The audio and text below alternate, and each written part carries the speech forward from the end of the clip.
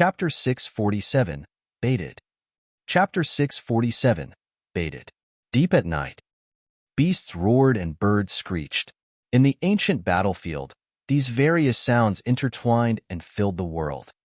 At the top of a towering mountain peak that was hazy with countless ancient trees, there were many powerful, ferocious beasts coexisting.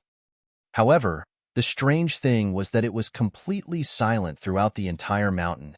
In the leafy forests, pairs of green beast eyes appeared, gazing at the top of the mountain with fear. Two figures stood on the mountain peak.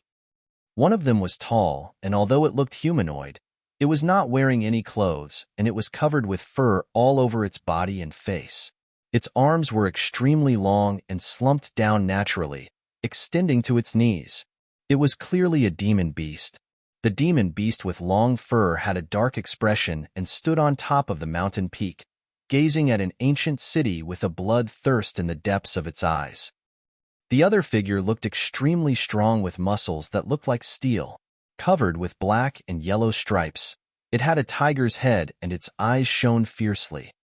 The demon with the tiger head turned to look at the demon beast with long fur and whispered, "Boss, this ancient city withstood the test of time and is still standing right now. There's also many cultivators guarding over it. It's probably going to be difficult to take it down." "You're afraid?" the demon beast with long fur asked with a bloodlust in its eyes. "And no." The tiger-headed demon shuddered and shook its head.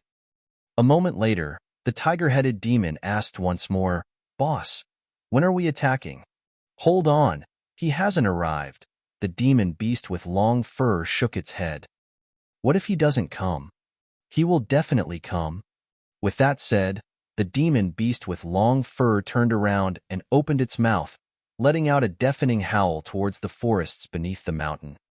The ancient trees swayed and countless demons dispersed. Morning. Suzimo rode on the golden lion and arrived at the front entrance of the cave. The golden lion looked listless and its eyes were even more lost than they were the previous day. It was almost scared to death by Suzimo the previous night and spent the rest of the night jittery, not daring to fall asleep. Now that it had to be awake this early, how could it have any energy left? Of course, the greatest blow it received was mentally.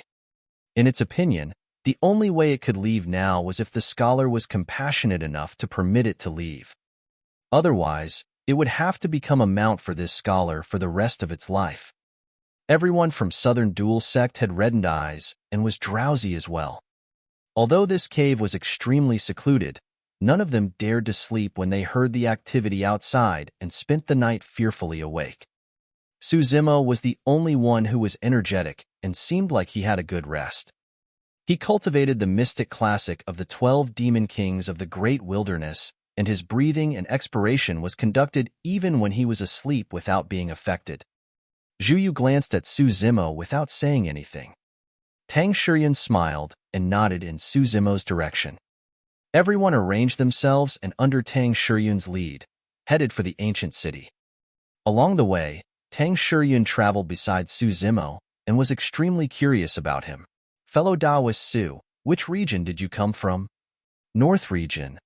"Oh, we're from the South region." The South and North regions are separated by millions of kilometers. If not for the ancient battlefield, we might not have had the chance to meet. This can be considered as affinity too. Zhuyu followed behind the two of them silently with a darkened expression. Tang Shiyun said, "Ah, right. Glass Palace is from the North region as well. You must have heard of them, fellow Taoist Su?" "Yes, we've had some interactions before," Suzimo replied. When he heard that, Zhuyu stifled a chuckle. "Fellow Taoist Su, be careful of biting your tongue when you brag. Glass Palace is one of the immortal sections. Since you aren't affiliated to any sect or faction, how can you be qualified to interact with them?" "That's not for sure." Afraid of another conflict between the two of them, Tang Shiyun added hurriedly. Suzimo smiled without replying. Along the way, the group encountered many human corpses on the vast plains. Their flesh was not dried up yet and looked horrifying. Those humans seemed to have died the previous night. Most cultivators who could not find a place to hide or a city with humans before nightfall would find themselves dead. Cultivators slew demons and demons devoured humans as well. That was the cruelty of the ancient battlefield where ferocious beasts roamed. At evening, a row of dark, ancient city walls finally came into view at the horizon ahead. A vicissitude city gradually enlarged in everyone's eyes. When they approached, they could see cultivators standing on top of the city walls with cold expressions and sharp gazes. Wearing the same attire, it was clear that they were from the same sect. On the city wall above the city gates, a triangular flag was erected with a massive word etched on it: glass. Dozens of Glass Palace cultivators stood on both sides of the city gates.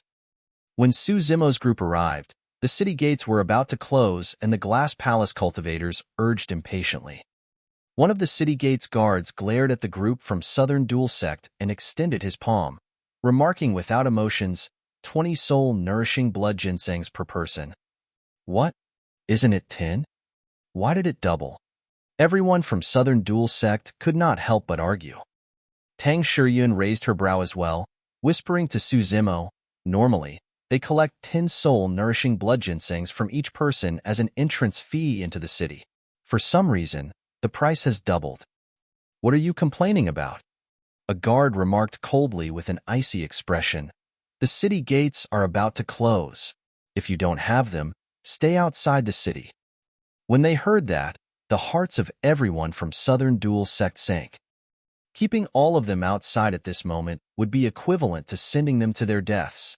Zhuyu tidied his attire and headed front, saying deeply, I am Zhuyu from Southern Dual Sect. I wonder if an exception can be made? Southern Dual Sect, one of the 108 upper sects. Zhuyu, someone from the previous phenomenon ranking? Two guards asked with a frown. That's right, Zhuyu declared proudly. The two Glass Palace cultivators exchanged glances and nodded. All right, 10 soul-nourishing blood ginsengs from you will do. The rest will still have to pay 20. They had to give some respect for any cultivators on the Golden Core phenomenon ranking, since these were true paragons. When Zhuyu saw the firm attitude of the two guards, he did not push further and nodded. Everyone from Southern Dual Sect was exasperated and could only hand over the soul-nourishing blood ginseng that they had risked their lives for in the past few days. Suzimo did not have any soul-nourishing blood ginseng.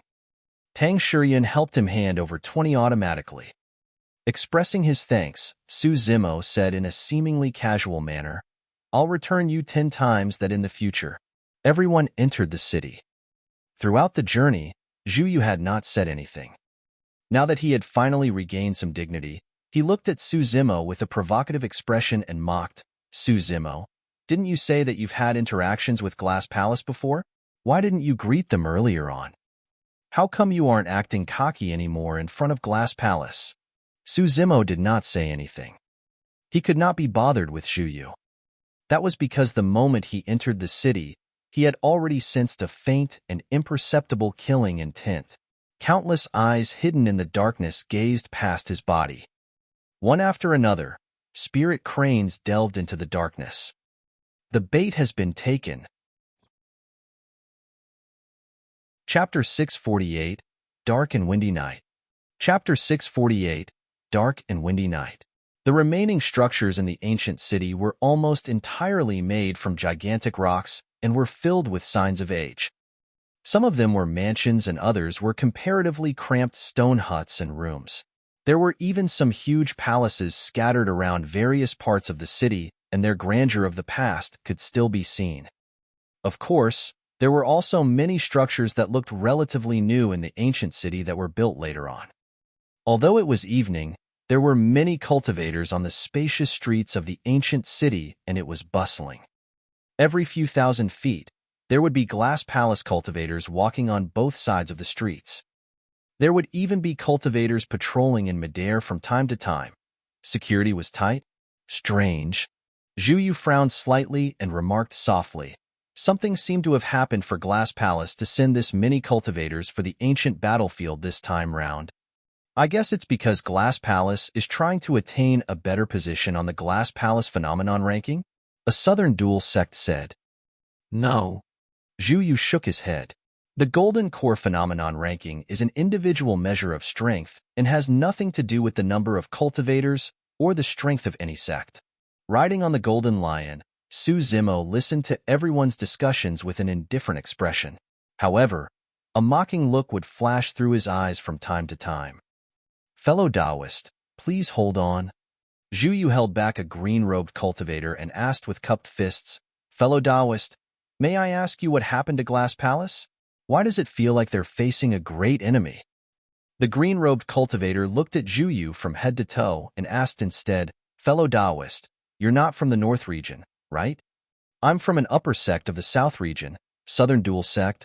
There was a hint of pride in Zhu Yu's voice. After all, apart from the super sects of Tianhuang mainland such as the Immortal, Buddhist, Fiend sects, and unorthodox groups, the 108 upper sects were the most famous. Indeed, the green-robed cultivator greeted them with cupped fists immediately upon hearing that and said softly, Fellow Taoist, you don't know but the monster incarnate of the North region has returned alive once more. Monster incarnate? What monster incarnate? Zhu Yu asked hurriedly. Everyone from Southern Dual Sect closed in curiously. The green-robed cultivator said, There's no other monster incarnate than the one from Divine Phoenix Island. Ah! A look of realization flashed through Zhu Yu's eyes. He had heard about some rumors regarding the monster incarnate of Divine Phoenix Island as well. Back in the elementary ancient battlefield, that monster incarnate of Divine Phoenix Island defeated all paragons and overwhelmed strong foes beneath the human emperor's palace, obtaining the human emperor's recognition. Not only that, he had caused quite a ruckus in Tianhuang mainland.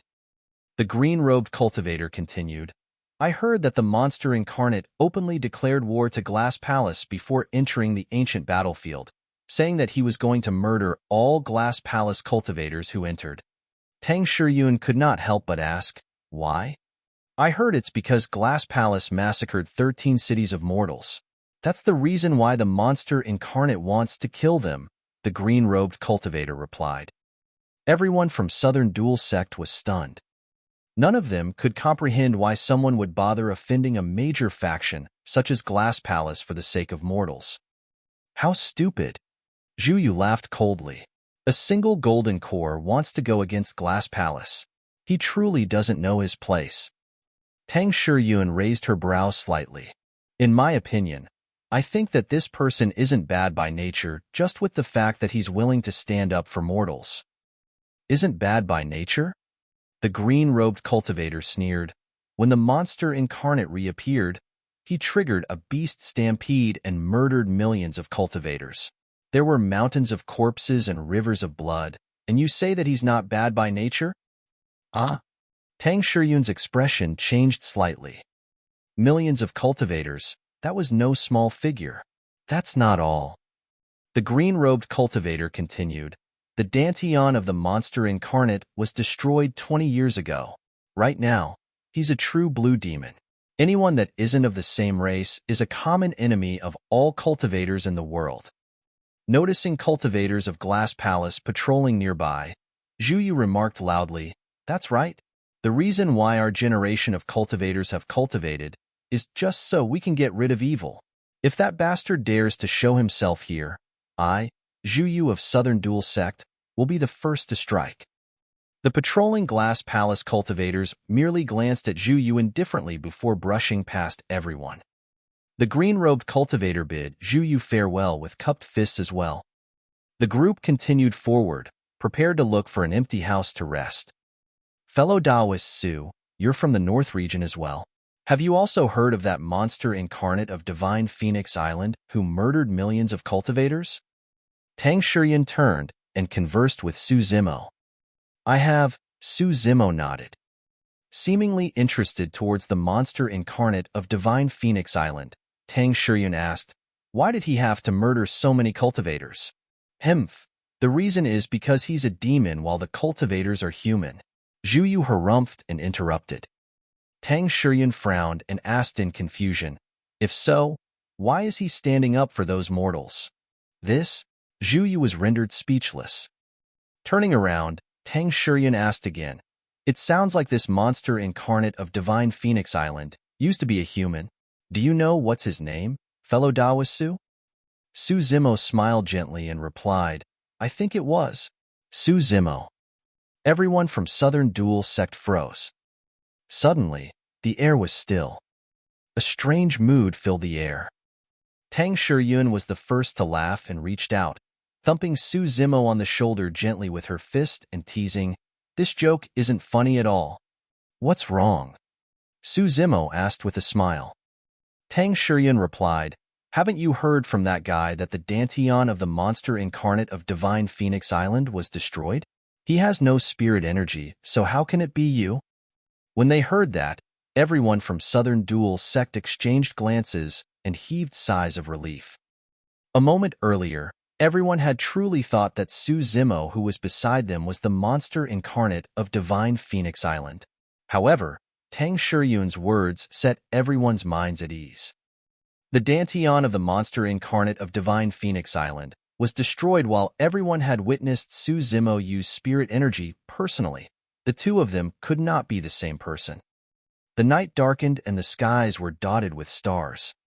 Suddenly, a glass palace cultivator strode over quickly and stood still before Zhu Yu and the others, greeting with cupped fists. Our sect is holding a banquet in the main hall of the city. We'd like to invite cultivators of Southern Dual Sect to participate. All right. Zhu Yu was delighted and instantly turned to look at Su Zimo with a proud and provocative expression. Su Zimo was indifferent and merely looked up into the skies deeply. A faint smirk appeared on his lips as he murmured, killing on a dark and windy night. At the same time, in the wilderness in a part of the ancient battlefield, a slightly rotund cultivator in gray robes walked idly. He passed by countless ferocious beasts, but none of them reacted, as though they could not see him. Birds flew above his head, seemingly oblivious to this man as well. The gray-robed cultivator held a folding fan, and the fingertips of his right hands shifted and made contact with one another rapidly, letting go after every single touch as though he was divining something. After a while, the gray-robed cultivator suddenly raised his head, sensing something. His expression changed. The countless stars in the heavens were shifting positions rapidly, and the constellations above were completely disoriented. Pest! Gasping, the gray-robed cultivator had a grim expression. What a strong killing intent to be able to move the heavens and cause the stars to shift. Something big is about to happen. Chapter 649 Massacre. Chapter 649 Massacre. Under the lead of the Glass Palace cultivator, everyone from Southern Dual Sect arrived at the center of the ancient city and entered a majestic grand hall. At that moment, there were many cultivators from various major sects and factions gathered in the hall. Everyone from Southern Dual Sect did not stand out when mixed in the crowd. Around them, there were many cultivators riding on ancient remnant beasts, and it was bustling with the roars and cries of countless demon beasts. In fact, some golden cores rode on ancient war chariots that were pulled by ferocious WIRMS, and some of them even stood on ancient ferocious birds. All of them looked imposing. There was nothing special about Su Zimo riding on a golden lion. What's the reason why Glass Palace invited us to this banquet? I've got no idea as well, nor do I know what's the purpose of this banquet. I think that it should be for the monster incarnate of Divine Phoenix Island. They probably intend to have us help out and make contact with them the moment anyone sees any trace of that person. The crowd was bustling with noise. Any cultivator that was famous could gain a seat in the main hall. Some of the itinerant cultivators or cultivators from minor sects merely stood outside the main hall and watched by the sidelines. Zhu Yu glanced at Su Zimo beside him and smirked, raising his head. Fellow Taoist Su, if not for our Southern Dual Sect, you won't be able to enter at all given your status, got it? Entering this main hall might not be a good thing either, Su Zimo remarked indifferently. Humph. Zhu Yu scoffed coldly. Just as he was about to rebut, Tang Shiyun interrupted them and pointed to the side. Hurry, look, someone's heading over. Not far away, a group of cultivators arrived in the skies. Their leader was a man in faint golden robes with hands behind his back. He had a dignified demeanor and sharp brows that complemented his sharp gaze, seemingly able to reflect a rainbow glass light through his eyes. That's Yi Tianqing of Glass Palace. So, that's him. I heard that after the death of the number one perfected being of the North region, Shi Wuya, 20 years ago, Yi Tianqing was the one who replaced the former. Su Zimo's gaze turned cold at the mention of Yi Tianqing. Demonist Ji had told him previously that the one who led the cultivators to massacre the 13 cities of Yin country was Yi Tianqing, one of Dao Being Xian Yu's disciples. Shifting his gaze behind Yi Tianqing, Su Zimo narrowed his gaze. Two old men with gray hair followed close behind, seemingly stiff in their movements. However, both of them gave Su Zimo an extreme sense of danger. They were sealers. Those two old men were definitely sealers of nascent soul realm. Su Zimo sneered internally. In reality, although sealers in the ancient battlefield were nascent souls that could release dermic powers, they did not pose much of a threat to him. That was because the ancient battlefield was a pocket dimension that was unstable. There were way too many restrictions for sealers. As long as they were to invoke the strength of nascent soul realm, they would cause a fluctuation, resulting in a dimensional tear that would devour them. In other words, sealers only had a single opportunity to attack. If they failed, they would be the ones dead. Behind the three of them were dozens of golden cores. In the blink of an eye, Yi Tianqing and everyone else had already arrived at the foremost of the main hall. Surveying the surroundings and looking down at the many cultivators below, he let out a pensive smile. Everyone. Although Yi Tianqing's voice was neither loud or soft, it echoed through the entire main hall. The crowd gradually went silent. I'm sure everyone's curious about the intention of today's banquet. Yi Tianqing laughed and said, Actually, it's nothing much. We just don't want to let everyone miss out on a good show. The cultivators below revealed puzzled expressions. Slowly, Yi Tianqing said, I'm sure everyone has already heard that a monster incarnate appeared in the North region. He's inhumane and murdered millions of cultivators, even declaring that he wants to kill off cultivators of Glass Palace. I've heard of him. Divine Phoenix Island's monster incarnate. I know. That man's name is Su Zimo. Yes, I heard that he loves to wear green robes and looks like a scholar. A series of voices sounded from the crowd. The expressions of everyone from Southern Dual Sect changed as they turned around slowly to look at Su Zimo beside them by instinct. The more Zhu Yu listened, the more unnerved he became and his eyes flickered with uneasiness. Su Zimo patted him gently on the shoulder and said with a gentle voice, Don't be afraid. Zhu Yu shuddered and his hairs stood on end. Yi Tianqing's gaze shifted towards the group from Southern Dual Sect and said with a fake smile, Let me tell everyone that monster incarnate is among you right now. The crowd was in an uproar. Everyone from Southern Dual Sect was flustered and looked at Su Zimo in fright, retreating as quickly as they could to put distance between them and the latter. Many cultivators followed Yi Tianqing's gaze and gradually noticed Su Zimo as well. It's him. Divine Phoenix Island's monster incarnate. He has truly come. In the blink of an eye, Su Zimo was isolated in the entire main hall. Tang Shiyuan was rooted to the spot, somewhat lost and dazed as she looked at Su Zimo, as though she could not manage to react. Despite the circumstances, Su Zimo's expression was still calm. He turned around and asked gently, Why aren't you leaving? I don't know. Tang Shiyuan shook her head with a conflicted expression. I only know that you've saved me and is my benefactor. I can't. On the contrary, Zhu Yu turned to Yi Tianqing after distancing himself from Su Zimo, declaring agitatedly with cupped fists, Fellow Taoist Yi, I'm Zhu Yu of Southern Dual Sect. I barely know this guy, and I truly didn't know of his identity. That's right. We don't know him at all. The other Southern Dual Sect cultivators chimed in and could not wish for more than to draw the line between them and Su Zimo. Beast. We have to be cautious of everyone that isn't of our race. Kill him as revenge for those millions of cultivators. Kill, kill, kill. The crowd was fervent and excited. Everyone had bloodshot eyes and wanted to rip Suzimo up alive. The group of cultivators formed a torrential force that was crushing. If it was anyone else, they would have broken down even before they were attacked. Although the golden lion was a pure-blooded, ferocious beast, it sprawled on the ground in fear at that moment and did not dare to move. A single spirit art released by everyone present could destroy him without any corpse remaining. It cried internally, but no tears came forth. However, Suzimo was still calm. There was an invisible and unparalleled aura shrouding him. In fact, it was not weaker compared to all the cultivators inside and outside the main hall. Ha ha ha ha. Yi Tianqing reared his head in laughter and looked down at Suzimo. Suzimo, to think that you would have the guts to enter this city. However, you're not qualified to fight against Glass Palace. Expressionlessly, Suzimo surveyed his surroundings and said slowly, "This is a grudge between me and Glass Palace and has nothing to do with all of you. Anyone that doesn't wish to get involved should leave as soon as possible." Bullshit.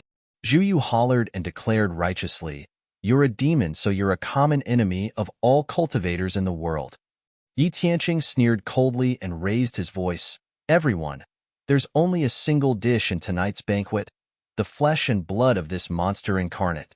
This man has a rich blood qi, and his flesh contains a tremendous amount of life force essence, which is a great tonic. Whether or not you get to enjoy this delicacy depends on yourselves." Many cultivators smacked their lips instinctively, and their eyes shone with excitement. Well, well, well. Suzimo nodded and commented indifferently, "Since that's the case, don't blame me for the massacre." Chapter 650, Broken Arm. Chapter 650, Broken Arm, Massacre. Zhu Yu had already been displeased with Suzimo the entire journey. At that moment, he released his golden core phenomenon without hesitation and shouted, "You have to get through me first." Southern Dual Star Formation.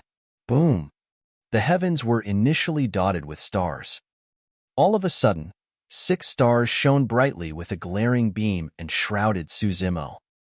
A series of terrifying auras burst forth around Zhu Yu. That was the power of his phenomenon. "Escape yourself."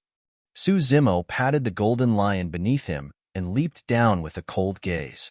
In a flash, he vanished from the spot. Swoosh. In the blink of an eye, he had already arrived beside Zhu Yu. Swoosh. It was too fast. Most cultivators could not react in time. OM. Suzimo opened his mouth and Sanskrit boomed. Poof, poof, poof. Everyone from Southern Dual Sect who stood beside Zhu Yu and wanted to draw the line between them and Suzimo exploded into blood mists. None of them were spared, and they all died. A single Sanskrit word blasted them to death without any corpses remaining. Zhu Yu was shocked as well. His golden core phenomenon was shaken with a single Sanskrit word. The 6 southern dual stars up in the heavens flashed repeatedly and showed signs of dispersion. How strong! Zhu Yu was taken aback. In reality, if not for the protection of his golden core phenomenon, that single Sanskrit word would have blasted him to death given their distance. He would not have met with a different ending compared to his sect mates. Before that thought of his was finished, Zhu Yu felt his eyes blur. Suzimo's figure did not pause at all. His knees buckled forward like a sprinting stallion as he charged over with a surging blood qi. His aura was terrifying. Bang! There was a split delay between the both of them. Immediately after, Zhu Yu's body was sent flying, and the phenomenon power that surrounded his body dispersed entirely. The 6 southern dual stars in the skies dimmed completely. His body hovered in midair before splitting into pieces, dyeing the voids red with blood. Ah! A wave of shock and astonishment could be heard from the crowd. Most of the cultivators in the ancient city had heard of Suzimo's reputation, but there were few who had seen him fight personally. Or rather, most of the people who had seen him attack were dead. Right now, when everyone witnessed how Suzimo destroyed a golden core phenomenon domineeringly with his bare body, the blow to their mental states was immense. How could the power of bloodline and one's body reach such a level? Zhu Yu was someone who was once on the phenomenon ranking. Although he was ranked near the end, he was one of the paragons. Nobody expected him to last less than a single round despite the release of his golden core phenomenon. Suzimo was strong 20 years ago. However, the power of his bloodline and body had not reached this level. There had not been anybody who had witnessed his actual combat strength 20 years later. Although Yi Tianqing's group watched the sight with constricted pupils, they were still composed. Instead, a mocking look flashed through their eyes. Naturally, Glass Palace was thoroughly prepared before entering the ancient battlefield this time round. Nothing that happened so far had gone beyond Glass Palace's expectations. Swoosh, swoosh, swoosh. Countless flying swords tore through the air. Countless spirit arts blanketed the skies. Suzimo stared at Yi Tianqing, who was at the highest point of the main hall, and killing intent surged in his eyes. His body's blood chi flooded and echoed with the sound of a tsunami in a shuddering manner. Boom! Kicking off from his toes, Suzimo vanished instantly.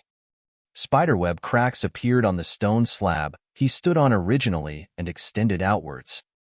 A figure darted into the crowd with an unstoppable might like a human weapon, sending many cultivators flying. Most of the flying swords and spirit arts missed. When some of the flying swords got close, Suzimo reached out and grabbed wildly in the void. He caught most of the incoming flying swords in his palms. Break! Exerting strength in both arms, he yelled. Crack! Crack! Crack! The flying swords in his palms were snapped by his bare hands. Most of those flying swords were supreme-grade flying swords. The sharpness of a supreme-grade flying sword could not injure Suzimo's flesh. Kill! Suzimo opened his mouth and released Thunderclap Kill against the descent of many spirit arts. A tremendous roar boomed forward, accompanied by the power of thunder. The entire main hall shook. Right in front of everyone, countless spirit arts dispersed before they could make contact with Suzimo's body, turning into spots of spirit light that dissipated into thin air. The crowd was in an uproar.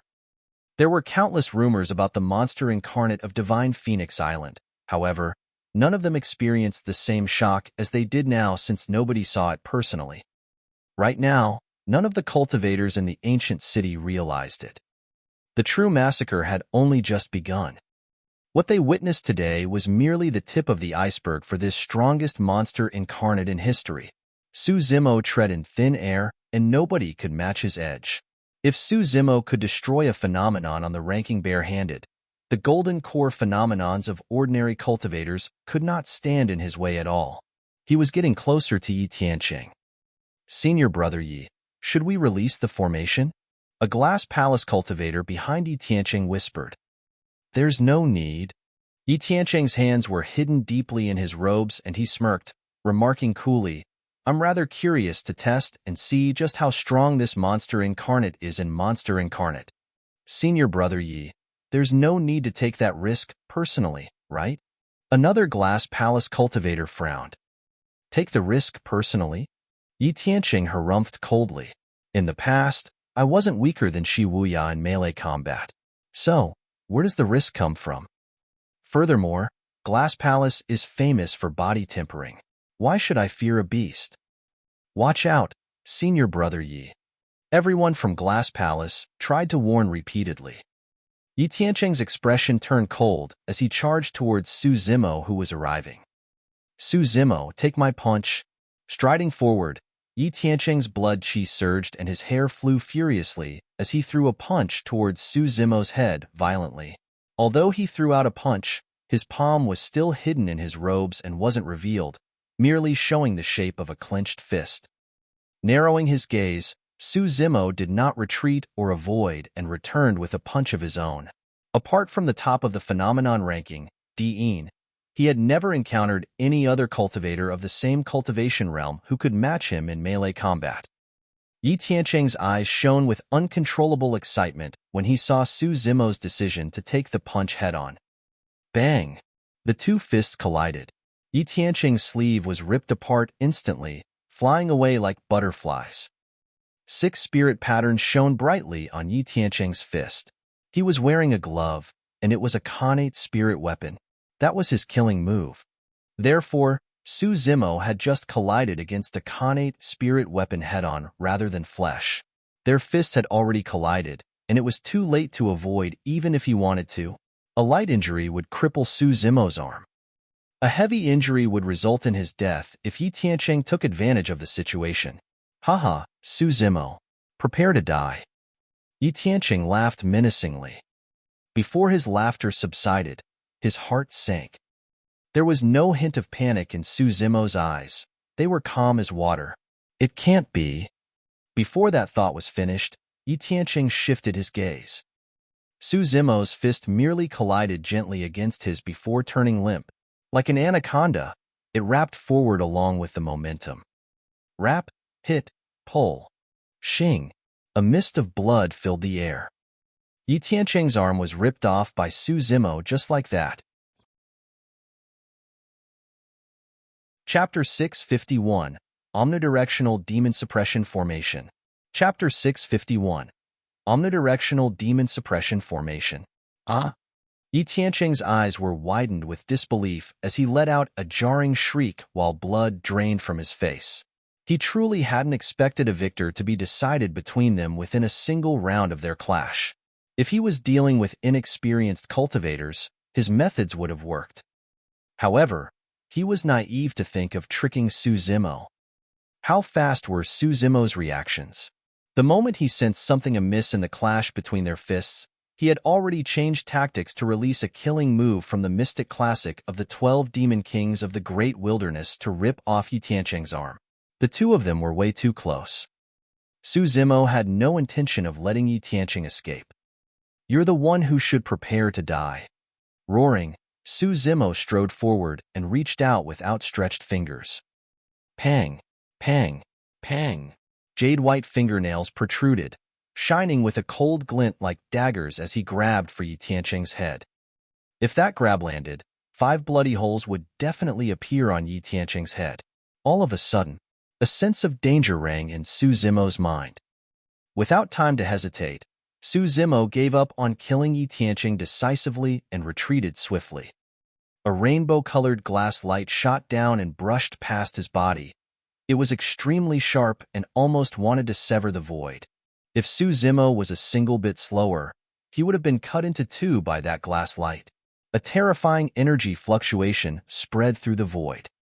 The energy had already surpassed the power of phenomenons. Dermic powers. The nascent souls had attacked. It was one of the 2 sealers behind Yi Tianqing. The information filtered into Su Zimo's mind as he retreated without turning back. Only sealers would have that reaction and could rescue Yi Tianqing from his hands. Nobody else would have been able to do it. True enough. Not far away, the eyes of an old man with gray hair and beard dimmed as he shook his head. This man is way too frightening. We can't even trap him with our combined forces. Suddenly, the void behind the old man ripped apart and a dark tear appeared silently. Sinister winds gusted from within, threatening to devour everything. The appearance of dermic power would result in a dimensional fluctuation. With the fluctuation, dimensional tears would appear to cleanse the origin of that energy so as to ensure the stability of the dimension. The old man sighed.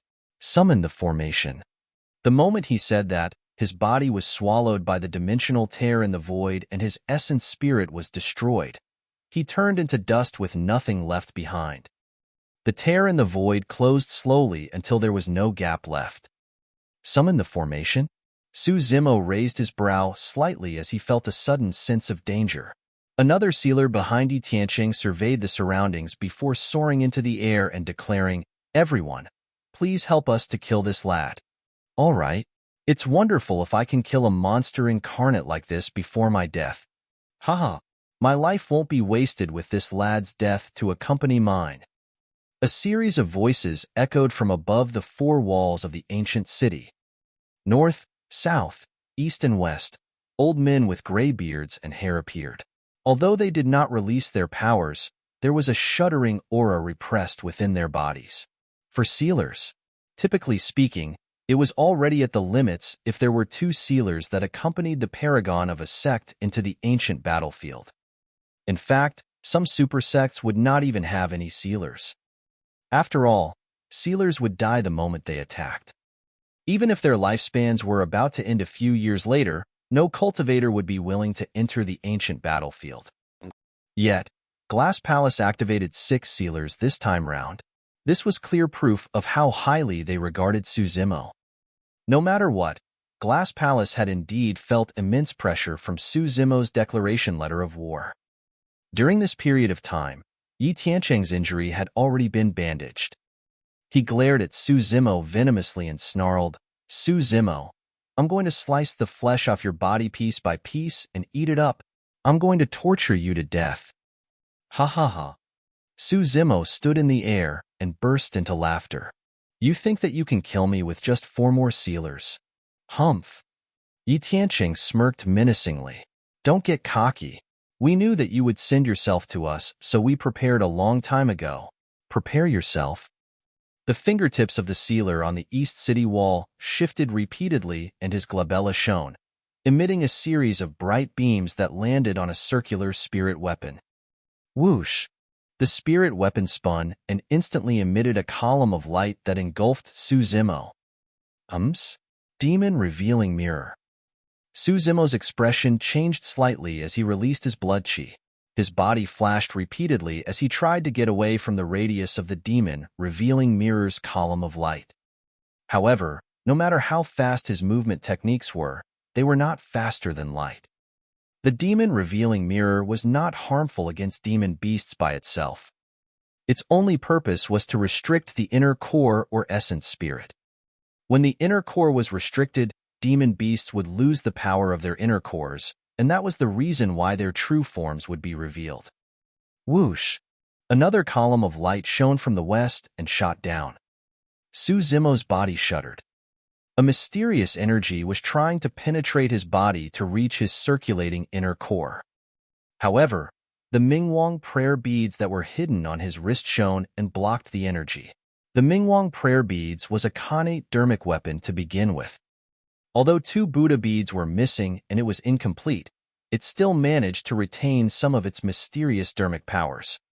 When the column of light shone on Suzimo, he paused for a moment and his blood chi circulated furiously. The power of his inner core surged and his speed received a massive boost, allowing him to break free from the light column. A sealer exclaimed softly, "A single demon revealing mirror is not enough to hold him down. Thankfully, we're prepared." Whoosh!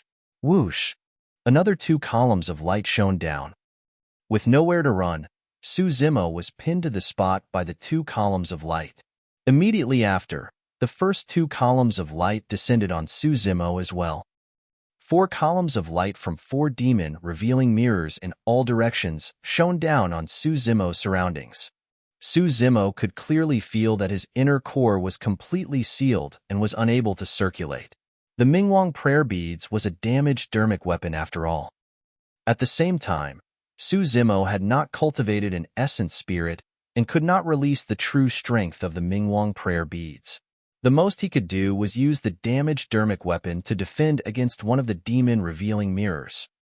Now that Glass Palace had brought out 4 demon revealing mirrors, even the Mingwang prayer beads couldn't do anything about it. Omnidirectional demon suppression formation. The 4 sealers shouted at the same time with stern expressions.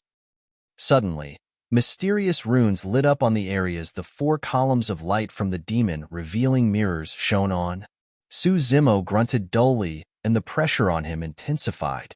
In the hands of 4 sealers, the 4 demon revealing mirrors had turned into a formation. The formation pinned down on Suzimo like a gigantic mountain and exerted pressure relentlessly, locking him motionlessly on the spot.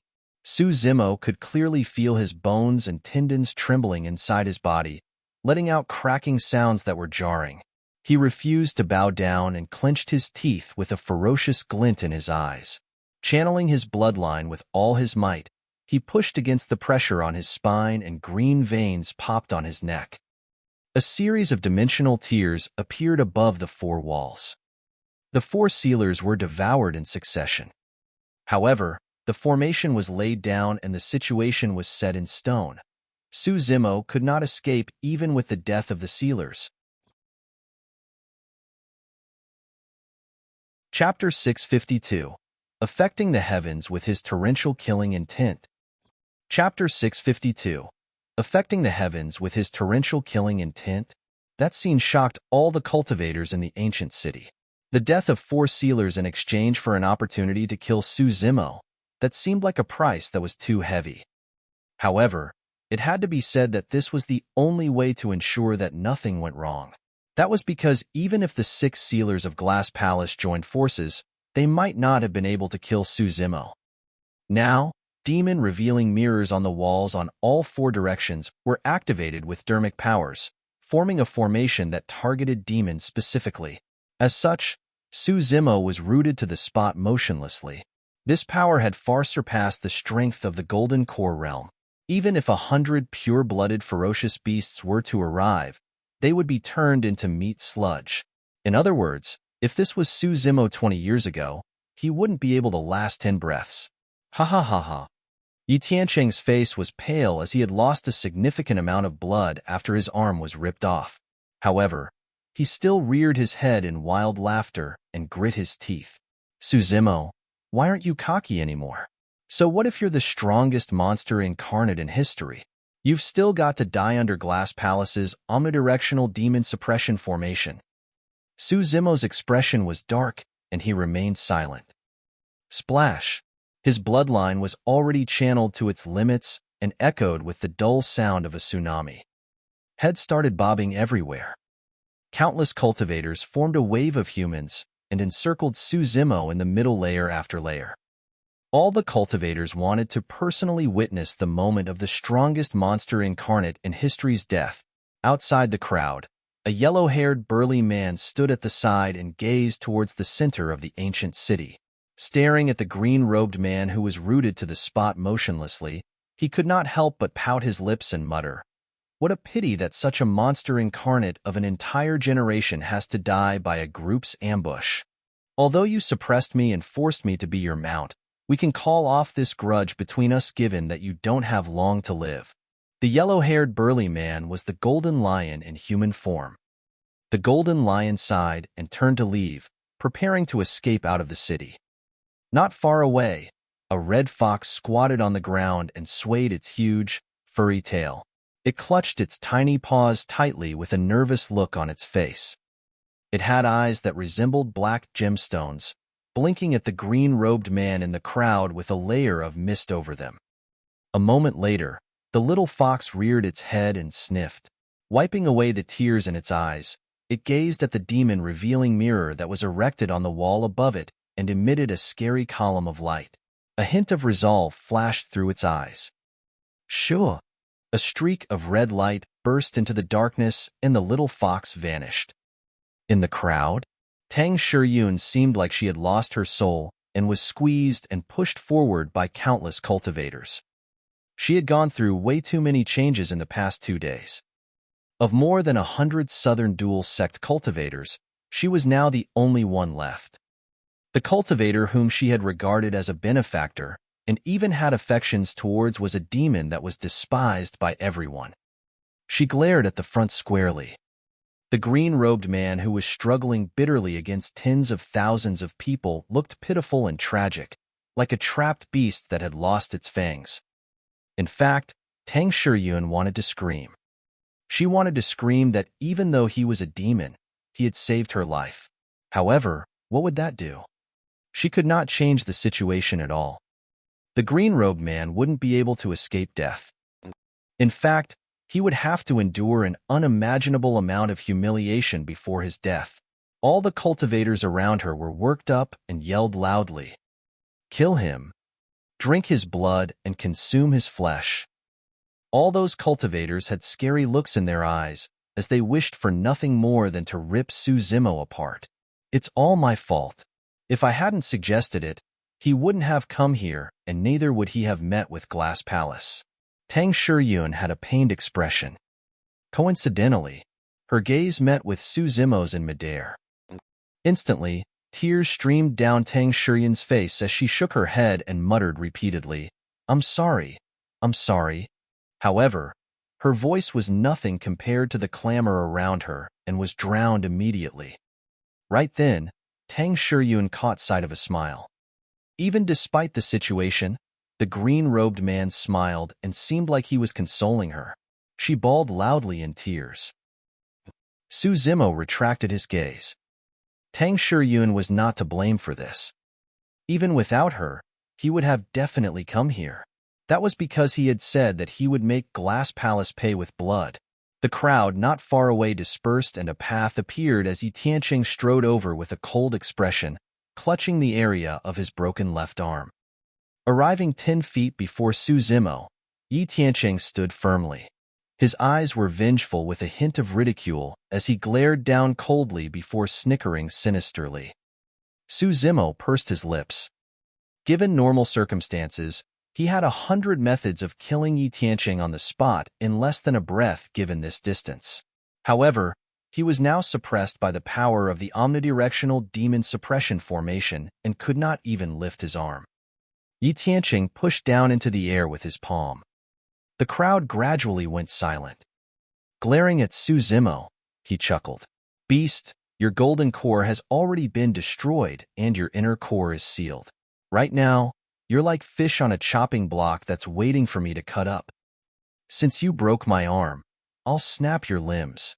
Yi Tianqing slapped his storage bag and a saber appeared in his palm. He injected spirit energy. The saber trembled and shone with 5 spirit patterns. A perfect spirit weapon. Dragging the saber, Yi Tianqing looked at Su Zimo in a relaxed manner and was in no rush. He was relishing this sensation.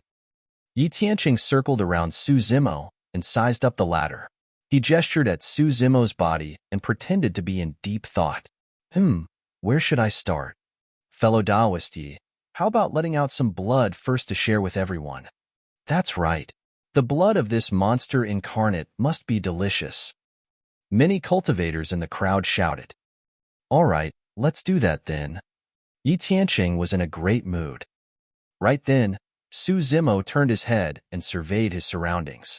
Due to the immense pressure on him, the sounds of bones cracking could be heard from his neck.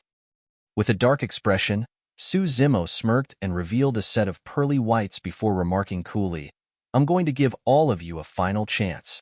This is a grudge between me and Glass Palace. Anyone that's unrelated should get lost now. Bloody hell. This demon is trying to be cocky on the brink of death. What a sharp tongue. I say we should slap his mouth until it's battered first. Many cultivators sneered and mocked. Hee hee. Lowering his head, Su Zimo let out a chilling laughter as the killing intent in his eyes intensified. It was almost materialized and could spew out. The stars in the heavens above went into chaos, flickering constantly. His killing intent was torrential and had affected the heavens. Outside the crowd, the remaining sealer of Glass Palace stood in midair. Sensing something, he reared his head and frowned. Although he knew nothing about astrology, he knew that the chaotic alignments of the stars was an evil omen symbolizing that something big was about to happen. Chapter 653, Dragon Roar. Chapter 653, Dragon Roar. Beast, how dare you get cocky? I'll have you kneel down first. Yi Tianqing's shout broke off the thoughts of Glass Palace's sealer. Instinctively, he looked down. Right in the middle of the crowd, Yi Tianqing swung the saber and circulated his golden core. Spirit energy surged forward and the saber shone with a spirit light, slicing at Su Zimo's knees.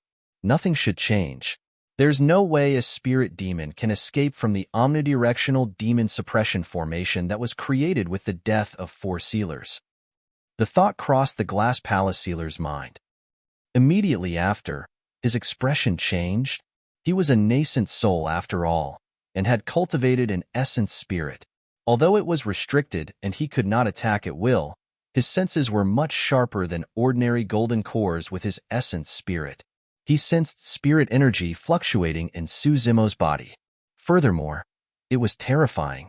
Ancient, dragonification, art. Su Zimo's eyes were frighteningly bright as he snarled word by word. A primordial energy seemed to be awakened as the aura in Suzumo's body climbed endlessly. Spirit energy. That's the aura of a golden core. His golden core hasn't been destroyed. That's impossible. The crowd fell into an uproar. There were many cultivators that witnessed a void reversion destroying Suzumo's Dantian, personally in the Battle of the Paragons in the North region. But now, Suzumo's golden core had reappeared and was even more terrifying than before. Immediately after, right in front of countless gazes, an extremely long living being appeared from thin air. It coiled a couple times around his body before extending upwards into the air. Yi Tianqing's saber was repelled before it could reach Suzumo's knees, and a series of sparks burst forth in the void. His body shuddered, and he could not maintain his grip on the saber as it was blown away. Pest! What is this? Many cultivators gaped with disbelief. Green scales appeared one after another on the living being's body, shimmering with a cold light. The bones on its back and its sharp fangs and claws were fully exposed with horns thrusting fiercely above its head. Is that a dragon? A cultivator asked with a trembling voice and frightful expression as he nearly knelt on the ground. Although none of the cultivators in the ancient city had seen how a dragon looked like, that was the only answer that crossed their minds when they caught sight of that living being. It was one of the primordial 9 races, the dragon. Only a true dragon could release such a terrifying aura. The true dragon was lifelike, and its scales, bones, and claws were fully formed with flesh and blood. The eyes of the dragon opened gradually. Those eyes opened and closed together with Suzumo's eyes in unison. Its gaze was cold, dignified, and unquestionable. Against the sweeping gaze of the dragon's eyes, some cultivators could not withstand the pressure and knelt onto the ground with a thud, shivering from head to toe in silence. Back in the primordial era, humans were enslaved by 10,000 races and were puny as ants with cheap lives. The primordial dragon race was the leader of the 10,000 races, riding over all of them and dominated the world. It was a suppression of the bloodline, a fear that originated from an ancient memory.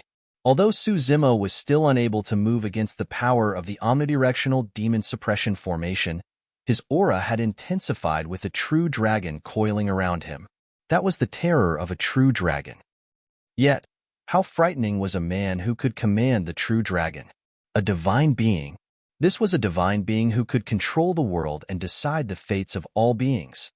Even the glass palace sealer who stood in the air afar felt chills run down his spine, let alone the golden cores in the surroundings. Yi Tianqing, hurry and retreat. The glass palace sealer was the first to react and shouted. Yi Tianqing shuddered and snapped out of his stupor. Instinctively, he wanted to retreat and pull himself away from Suzumo. However, it was all too late. Suzumo's eyes were like lightning as he took a deep breath and opened his mouth. Almost at the same time, the true dragon coiling around him took a deep breath and its body expanded a few times. Puffing its chest, a gigantic air current churned and formed a cyclone in midair. The true dragon also opened its massive mouth at the same time, revealing menacing fangs that dripped with drool. Roar! Both of them opened their mouths and let out a deafening roar that could break metal and rocks. Suzumo's black hair danced wildly and the veins on his neck popped up.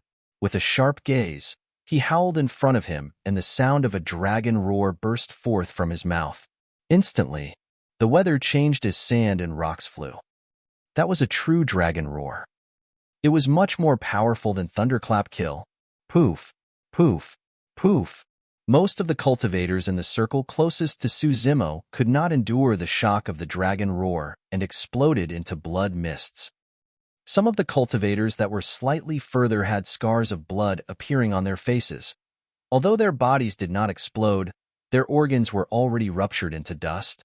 There were more cultivators who stood on the spot motionlessly with widened eyes as blood oozed out of their 7 orifices. All of them were dead. After the dragon roar, silence ensued. The demon beast mounts of some cultivators, be it ancient remnant beasts or pure-blooded ferocious beasts, were all shivering in fear at the moment with poop and pee flowing freely. There were countless people who died from the dragon roar. Corpses were strewn all around Suzimo and rivers of blood were formed. It was akin to purgatory. The omnidirectional demon suppression formation could restrict his inner core and root him to the spot, but it could not seal his golden core. Even if I can't move, I can cull all of you like dogs. Suzimo's voice was cold and his killing intent was torrential. Yi Tiancheng was the only one who could remain standing in a radius 30 feet around Suzimo.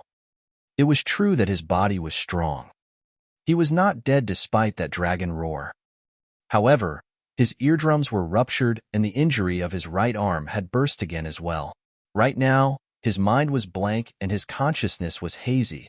He could no longer sense what was happening around him.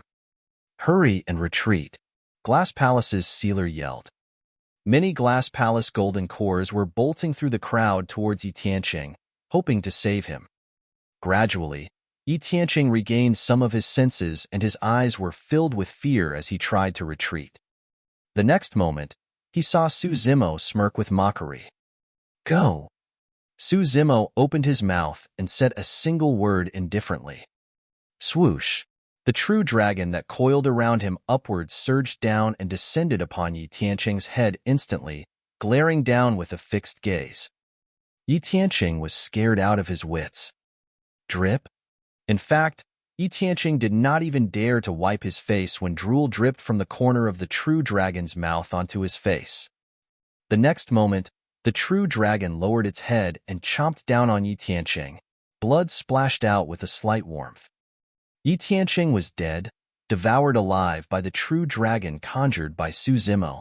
The killing intent in Suzimo's eyes surged. This was the first time that he released the ancient dragonification art after 20 years of dormancy at the bottom of Dragon Burial Valley. He could clearly sense that the true dragon around him had gotten more corporeal and sentient, as though it possessed a life of its own. In reality, there was a huge difference between this and the description of the ancient dragonification art. The ancient dragonification art merely made use of a trickle of dragon blood and spirit energy to conjure an illusory dragon. But the dragon summoned by Suzimo was lifelike and complete with flesh and blood. More than that, the beguiling thing was that he had a feeling this true dragon seemed to have an extremely close connection to him. It was as though the origin of their bloodline was inseparable. Chapter 654, Reappearance of Phenomenon. Chapter 654, Reappearance of Phenomenon. The Glass Palace sealer had a terrible expression. Yi Tiancheng was the youngest, most talented, and strongest golden core paragon in Glass Palace after Shibuya. He was definitely poised for a top 30 position for this golden core phenomenon ranking. However, the sealer did not expect that Yi Tiancheng would be killed by Suzimo's spirit art without the chance to even release his golden core phenomenon. Glass Palace was going to return without anything for the phenomenon ranking this time round. Destroy that azure dragon. The Glass Palace sealer was enraged and pointed to the menacing azure dragon in midair with a darkened expression, shouting, "That dragon is merely condensed through spirit energy. What are you guys scared of?" Many cultivators calmed down rapidly with the words of a sealer. "I refuse to believe that this monster incarnate can get out of hand. That's right. Let's join forces. Let's kill him and take revenge for senior brother." The crowd was worked up. Many cultivators released flying swords that flew over like an arrow rain. Countless spirit arts blanketed the skies and crushed down with a terrifying might. "Kill!" Suzimo spat out coldly.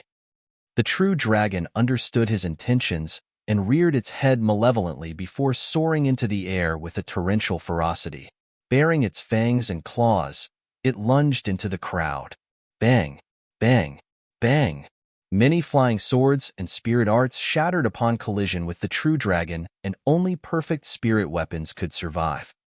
Even for supreme-grade spirit weapons, cracks would appear upon contact with the true dragon, causing their spirit lights to dim and the weapons rendered completely useless.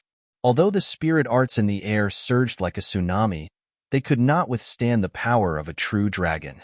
Another bloodstorm was created as the true dragon crashed into the crowd. Even without using its sharp claws and fangs, the passing of the true dragon's body was enough to shatter supreme-grade flying swords. There was no way the cultivators could defend against it with their physical bodies. The ancient dragonification art was a spirit art created by the human emperor and could even go against the power of ordinary golden core phenomenons. Furthermore, it was clear that the spirit art had already transformed in the hands of Suzimo. It was much more powerful and frightening than before. Even the combined forces of many cultivators could not defend against the killing power of the true dragon. Finally, some cultivators were forced to release their golden core phenomenons. An energy fluctuation that was even more terrifying than spirit art surfaced. Heavenly piercing pillar. A thick stone pillar appeared behind the cultivator, piercing through the world with an ancient and majestic aura. It crushed down towards the body of the true dragon. Without even taking a look, the true dragon swiped its tail viciously. A true dragon's tail whip. Boom! The heavenly piercing pillar was destroyed completely by the dragon tail.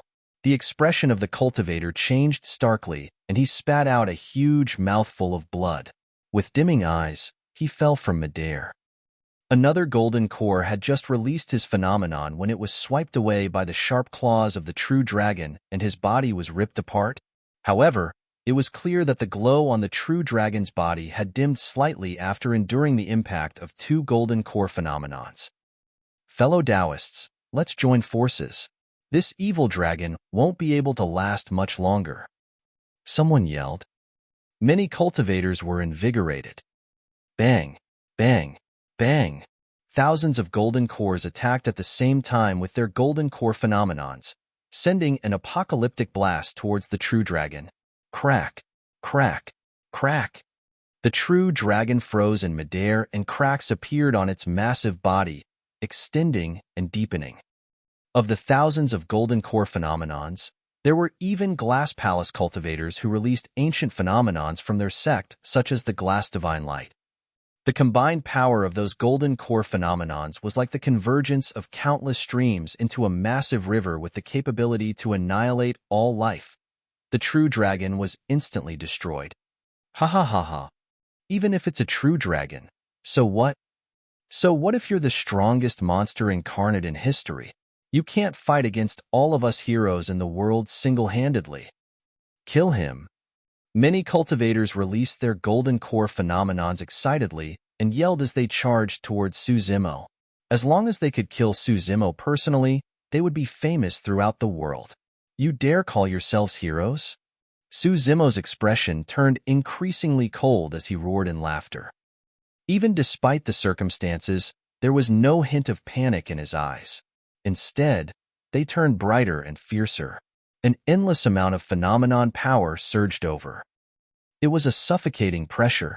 Against that pressure, the golden core in Suzimo's dantian churned wildly, and a frighteningly shocking phenomenon rose behind him. With a boom, the firmaments were shattered. Water currents surged and meteors rained endlessly. It was an apocalyptic sight. Bang, bang, bang. An incomparably massive ancient demon descended with a terrifying aura and 4 legs that were akin to heavenly piercing pillars. Standing in the middle of a dark, deep sea, it did not move and suppressed the raging tides. Lightning flashed and that massive demon's shell held up the broken firmament, blanketing over the world as it protected all living beings from the surging water currents. This phenomenon, it's the divine turtle. That's the long-lost primordial divine turtle. A series of exclamations could be heard from the crowd. The divine turtle had arrived and reared its head, roaring into the skies. Instantly, it was filled with a torrential rage.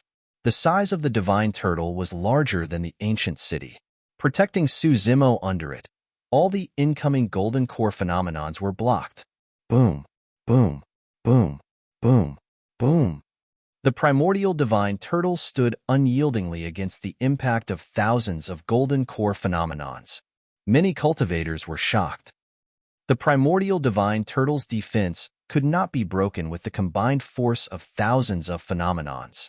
The primordial divine turtle lives up to its reputation indeed.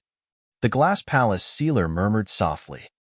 Legend has it that the primordial divine turtle could be ranked as a top 10 on the phenomenon ranking when its true power was released.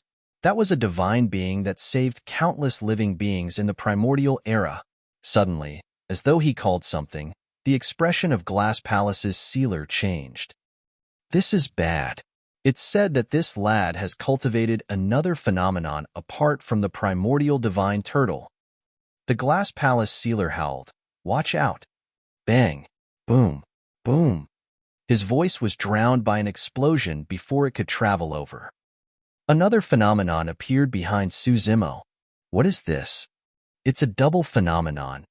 The ground caved continuously, opening up bottomless ravines one after another. A baleful aura surged forth. The mountains were tumbling and the ground was disintegrating. Lava surged forth endlessly with a scorching heat, flowing rampantly on the vast lands and burning everything in sight. Countless living beings were turned into ashes. In midair, the golden core phenomenons of some cultivators who could not endure it dissipated. Without the protection of their golden core phenomenons, those cultivators were exposed to the torrential waves and were devoured instantly, vanishing without a trace. Some cultivators who were splashed by the scarlet lava burst into flames as they howled in misery. Although most of the cultivators were still channeling their golden cores furiously to gather their phenomenons, the chaos within the crowd was evidently growing. However, that was merely the start of Suzimo's counterattack. A gigantic living being with a terrifying aura crawled out of the crack in the ground. It had a snake's head, anaconda's body, and was lined with red, scarlet scales that were stacked on top of one another like flaming iron plates. Snake's head, anaconda's body, dragon scales, phoenix wings, no horns on its head and no legs beneath its abdomen. It was the primordial soaring serpent. Divine beings had descended with the resurgence of the phenomenons.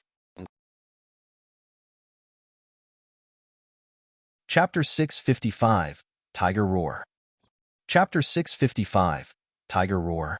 The primordial soaring serpent spread its wings, and a heat wave surged into the 9 heavens as it surveyed the surroundings with scarlet eyes. The formidable power of this phenomenon was spreading. Crack, crack, crack. Some of the flying swords and spirit weapons in midair could not handle the pressure and cracked. Their lights dimmed as they turned into fragments, scattering onto the ground. A single glance from the primordial soaring serpent caused some of the cultivators to burst into flames that engulfed them rapidly, burning them into ashes. The might of a divine being was unstoppable. Gulp, gulp. The primordial soaring serpent devoured the lava in large mouthfuls, and its aura turned increasingly frightening. The scales on the serpent became brighter and shone with a blinding shade of scarlet that resembled metal plates that were heated red.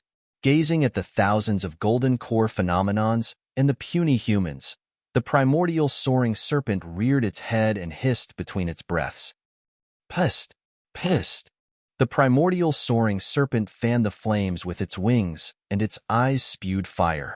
Opening its blood-red mouth, it spat out a stream of scorching lava. Instantly, the void turned into a sea of flames. The combined golden core phenomenons of many cultivators could only manage to hold out the primordial divine turtle.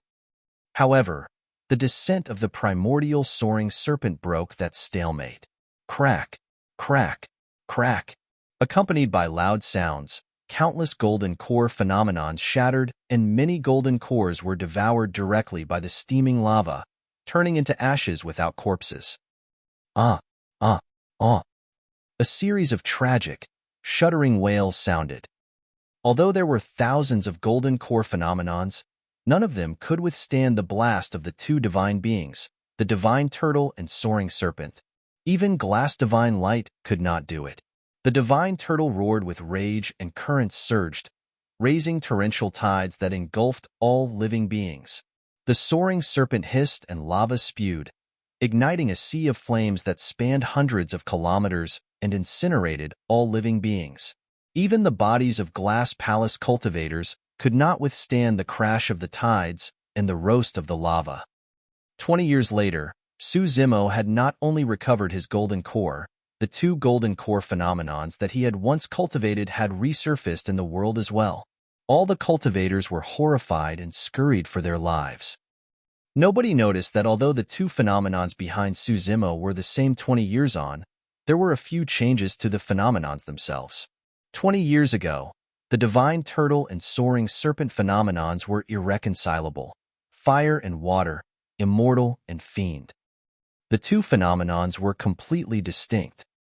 But now, there was no longer any conflict of fire and water, nor was there any contention between immortal and fiend between the two phenomenons. Their boundaries were blurred and fire and water was intertwined. The heavens shattered and void currents flowed everywhere as meteors fell. A divine turtle stood between the world and stabilized the void currents with its limbs, while holding up the heavens with its back as it roared into the skies.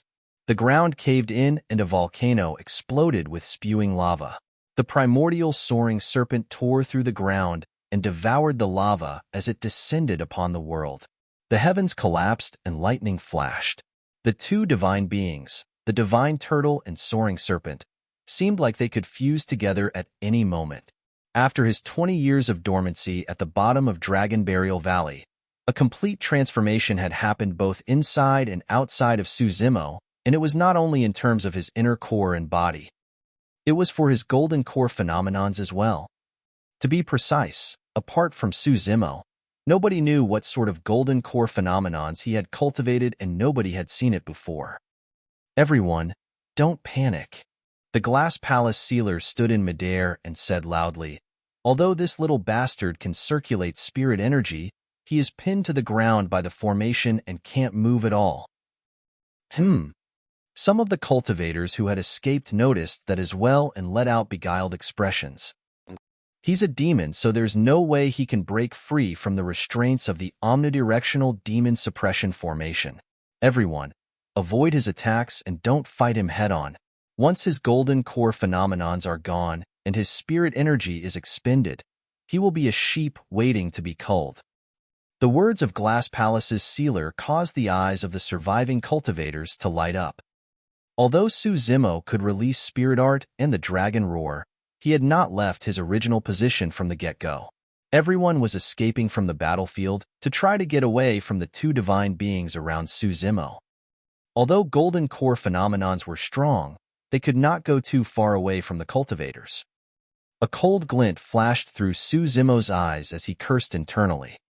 Although the sealer was at the end of his lifespan, he was a nascent soul after all, and he was truly sharp after living for close to 1,000 years.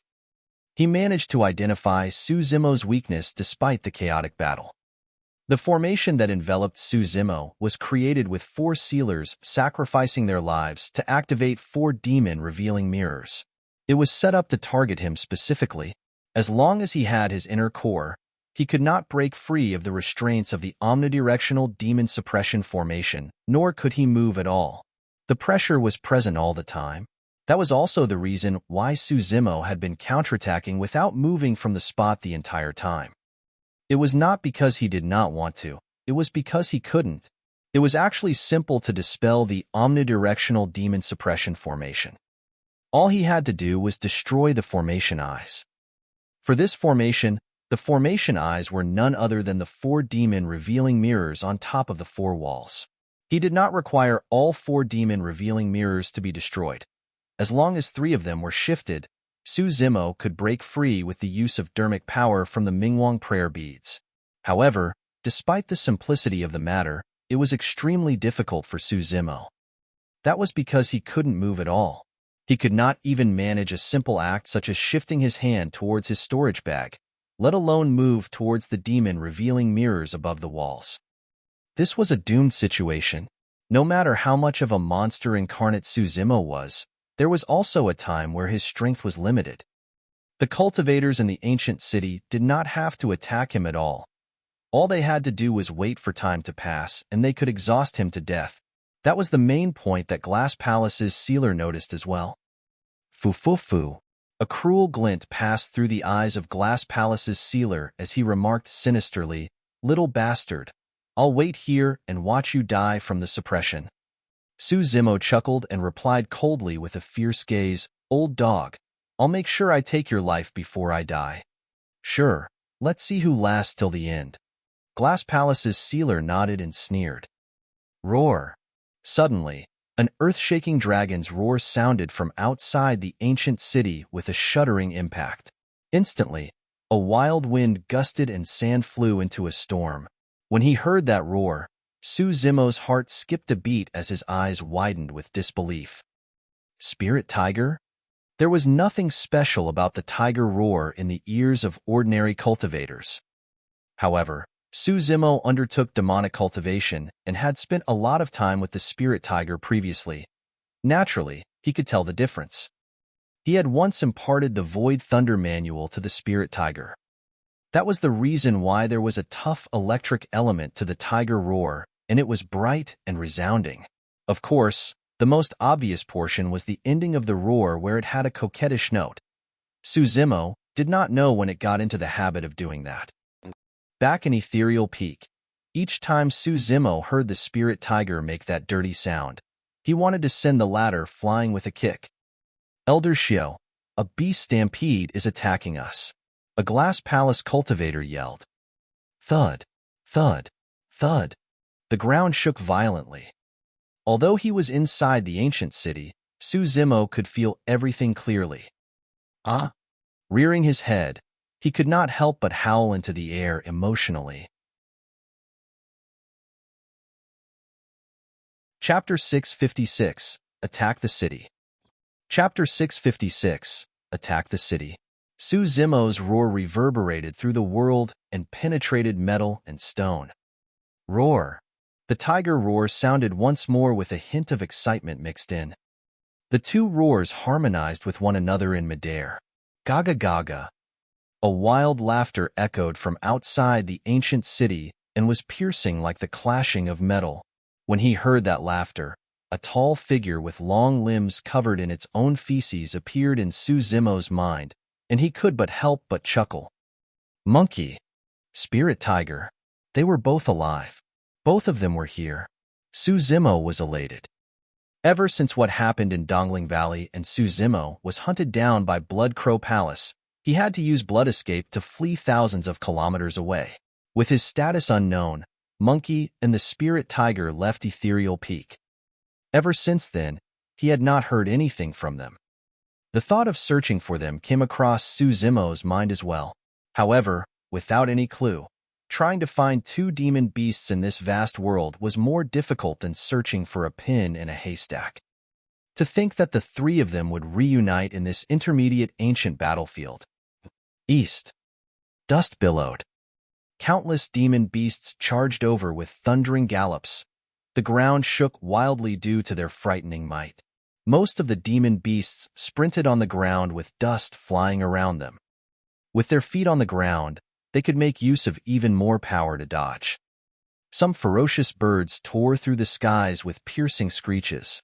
"Defend the city with all our might. We can ignore Zimo first.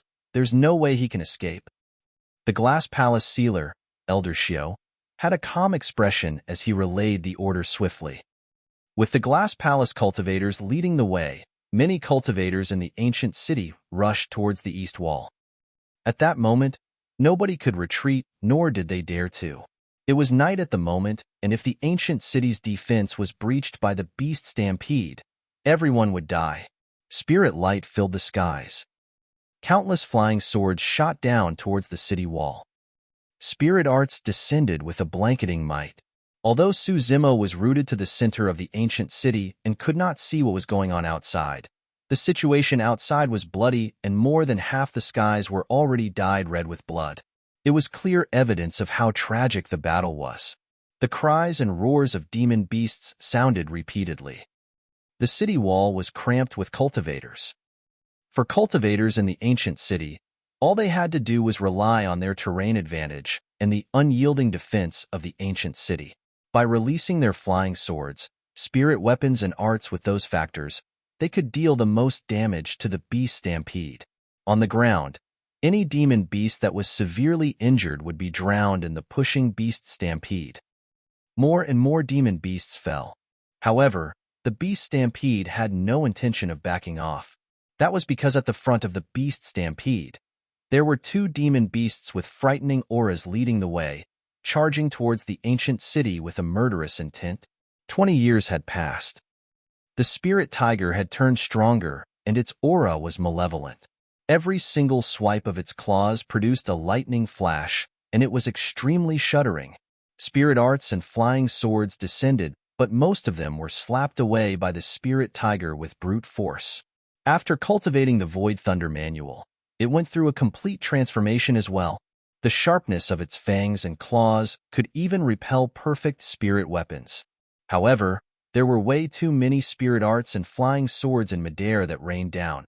Even the spirit tiger could not avoid sustaining some injuries on its body completely. Thankfully, none of those injuries were lethal. Instead, those injuries enraged the spirit tiger further as it howled furiously and gained a burst in speed. On the other hand, Monkey kicked off from its toes and relied on its nimble movement techniques to dodge rapidly in the rain of swords and spirit arts. Although it was silent, the scarlet glint in Monkey's eyes intensified. The fact that the spirit tiger and Monkey charged at the front and opened up a path of blood was the reason why the beast Stampede at the back did not disperse and charged at the ancient city swiftly. It was a path of blood that was made up of corpses and bones. Elder Shio stood in the air and looked down at the dense beast Stampede with a cold expression. A bunch of beasts that don't know what's good for them. Kill them all. Glass Palace has sent more than 2,000 golden cores this time round. Although hundreds of them died in the battle earlier on, there were still more than 1,000 Glass Palace cultivators. Coupled with the other cultivators in the city, there were close to 10,000 people. Alongside the terrain advantage, there was no way the Beast Stampede could break through the ancient city's defense. The Beast Stampede was bound to eventual retreat given the unfavorable circumstances.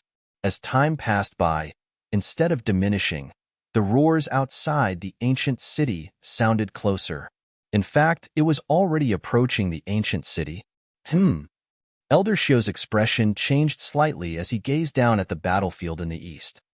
Beneath the ancient city, corpses were strewn and there were rivers of blood.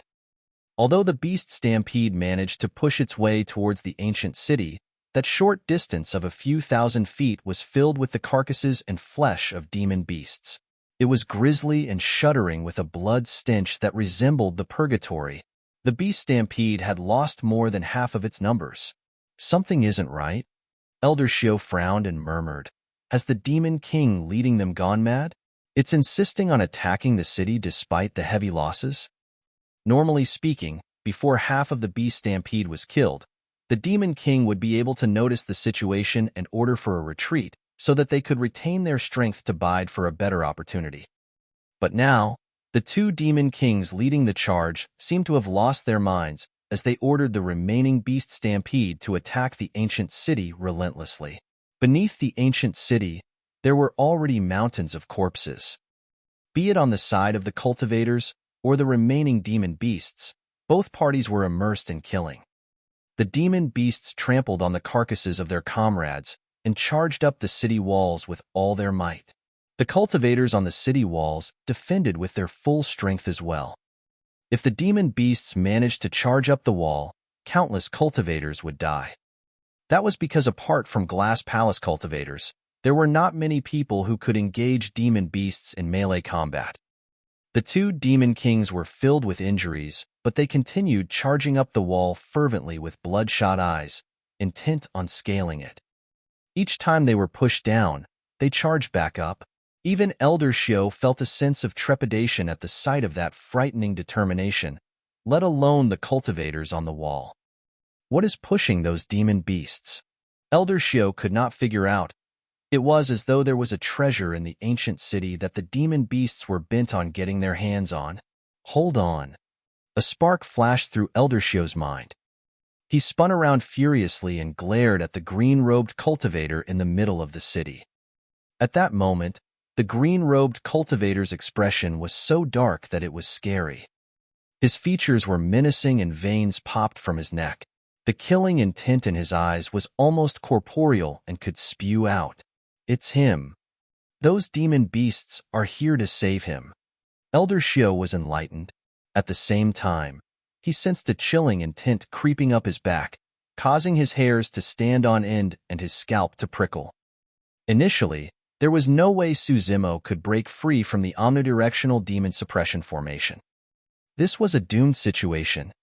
But now, a variable has appeared in the situation. Finally, a hint of panic flashed through Elder Shio's eyes. Nothing must happen to the omnidirectional demon suppression formation. If the formation is destroyed, who can stop Suzimo when he breaks free? At that time, when the beast Stampede breaches the city, everyone inside will. Chapter 657, Berserk. Chapter 657, Berserk. Elder Shio's reaction was swift as he spun around and bellowed to the cultivators on the wall. Defend the demon revealing mirrors with all your might. Don't let the beasts get their hands on it. The Glass Palace cultivators obeyed his orders and dashed towards the demon revealing mirrors. That sudden shift caused chaos to break out from the group. Inevitably, an opening was revealed in the defenses on the wall. Boom! A gigantic, thick arm filled with black fur reached up from below and slapped heavily against the wall. An aura rumbled. There were at least 4 cultivators who did not manage to dodge and were smashed into sludge by the gigantic palm, causing blood to splatter all over the wall. Instantly, a pitch-black figure pulled up from the gigantic palm and arrived at the top of the wall. It was a monkey that was filled with long fur. It bared its fangs at the cultivators with bloodshot eyes, pounding its arms furiously against its chest. It was as though a divine being was beating the heavenly drums with a shocking aura. When they heard that, the demon beasts beneath the city wall became even more excited and charged continuously towards the top of the city wall with the monkey. Roar! There was a deafening tiger roar. After Monkey breached the wall's defenses, the pressure on the spirit tiger decreased significantly and it charged up the wall as well. Diving right into the crowd, it swiped with its sharp claws and bared its menacing fangs. The crowd was in chaos. Cultivators who could enter the ancient battlefield were mostly capable elites of their sects and factions. However, it was the same for demon beasts as well. In that distance, most cultivators were no match for demon beasts. Monkey charged into the crowd and despite being barehanded, nobody could stand in his path. Everyone in his way was overwhelmed. Both Monkey and the spirit tiger were covered with injuries. However, they continued charging ahead fervently, as though they could not feel any pain. Suzimo watched from the center of the ancient city silently with a dark gaze. However, the slight trembling of his body was a clear sign of his inner emotions. Over there, I see him. The spirit tiger carved out a bloodied path and caught sight of Suzimo, who was in the center of the city. Shrugging its head and tail, the spirit tiger wanted to charge down and rescue Suzimo right away. Elder Shio's lips curled. He was not worried of these demon beasts charging over. Any demon beast that entered the omnidirectional demon suppression formation would be killed, no matter how many of them there were. Don't go. Monkey growled deeply. The spirit tiger paused in its tracks with a confused expression. Turning around, Monkey glared at the demon revealing mirror that was protected by a dense crowd with a shimmering gaze. Prior to this, he had heard someone in the city yelling for the demon revealing mirror to be protected. Furthermore, Monkey could clearly tell that the columns of light emanating from the demon revealing mirrors on the 4 walls were the reason why Suzimo was rendered immobile in the center of the city. Those 4 demon revealing mirrors were the key. Boss, it's too difficult. The spirit tiger could also tell what Monkey intended to do and curled its lips, murmuring. The more than 1,000 cultivators from Glass Palace had already abandoned the defense of the city wall completely and had gathered around the demon revealing mirror instead. If they wanted to get their hands on the demon revealing mirror, they would have to get through the defenses of the Glass Palace cultivators first. Every single Glass Palace cultivator was strong physically with immense strength that could match demon beasts barehanded. Because the city wall was much longer, their strength had to be divided, and it was inevitable that there would be weaker spots in the defense. However, it was much simpler defending a single demon revealing mirror. It was impossible to bypass all the Glass Palace cultivators. Kill! Pointing forward, Monkey roared and the blood chi in his body surged. Without hesitation, he dashed towards the demon revealing mirror in huge strides. Even if the whole Glass Palace was ahead of him, Monkey was going to run them over. Kill! Kill! Kill! Many Glass Palace cultivators hollered and attacked at the same time. Flying swords tore through the air. Ignoring them, Monkey's speed did not dip at all as it swerved to avoid lethal damage while extending its gigantic palm to throw out a vicious slap. Poof! Poof! Poof! Instantly, a few more wounds appeared on Monkey's body. One of the wounds was so deep that it even revealed his white bones. However, Monkey merely frowned and the ferocity in its eyes intensified. Exerting strength in its palm, it sent a few Glass Palace cultivators in its way flying. Crack! Crack! Crack! The sound of bones cracking could be heard while the Glass Palace cultivators were in midair. The full-powered attack of Monkey was something that even Glass Palace cultivators could not withstand with their bodies. It was way too ferocious. Charging the entire way, Monkey did not care about itself at all and was fighting with its life. Even if it was injured, it was bent on fighting the Glass Palace cultivators to the end. Although the Glass Palace cultivators were elites of their sects that had been through countless life and death bouts, none of them had witnessed such cruel and bloodthirsty methods. Monkey's eyes were already stained red with blood. Under the night skies, he bore a pair of bloodied eyes. It was even brighter than the stars in the skies. Nobody dared to meet his gaze. A bloodied gaze was born. A power deep within the bloodline of Monkey was silently awakened. Berserk. It was a power that was unique to the sanguine ape race. Roar. Monkey reared its head and howled into the skies, completely immersed in its berserk state. It no longer had logic or reason. The only thing in its mind was the thought of killing. The true terror of the berserk state was that Monkey's strength and speed would increase, and it would not sense any pain at all. The only thing that could stop it from its killing spree was an extremely severe injury. In fact, it could not even remember the spirit tiger. Anything that stood in its path was killed, killed, and killed. Monkey swung its thick arm and swept through the crowd like a heavenly piercing pillar. All the cultivators in front of it were slammed away with broken bones and tendons. Its gigantic fist resembled a pitch-black seal. With each punch, the city wall would tremble once. The spirit tiger followed closely behind, killing with its full might as well. The lightning in its claws had already faded and turned gradually weaker. In fact, there were countless cuts in its claws that were inflicted by the spirit weapons, and they could snap at any moment, no longer as sharp as before. However, it was still trying its best to kill. Even without its claws, it would use its fangs to chomp. Even if its fangs were shattered, it would use its head and body to ram ahead. Insane. These two beasts have gone insane. The cultivators were shivering in fear. Most cultivators in the ancient city had fought against demon beasts in the past one way or another. However, none of them, including Elder Shio, who was almost 1,000 years old, had ever seen demon beasts fighting to the extent where they were no longer concerned about their own life and deaths. On the southern wall of the ancient city, a yellow-haired burly man was initially contemplating an escape out of the city. However, when he saw what happened, he felt a shock that resonated deep in his heart and gripped his fist subconsciously. It was the feeling of blood boiling. In fact, he wanted to rush forward and help the monkey and spirit tiger. However, he calmed down swiftly and had to remind himself constantly. Do not be reckless, do not be reckless. On the other side, a fiery red fox that was hidden in a corner watched everything with a nervous expression. From time to time, her gaze would shift towards the demon-revealing mirror which was guarded by dozens of Glass Palace cultivators. The little fox was biding her time for an opportunity. Her target was the demon-revealing mirror on the southern wall. Although there were only dozens of Glass Palace cultivators guarding, It was more difficult than ascending the heavens for the little fox to break through their defenses and get her hands on the demon-revealing mirror. She had never exchanged blows with humans before.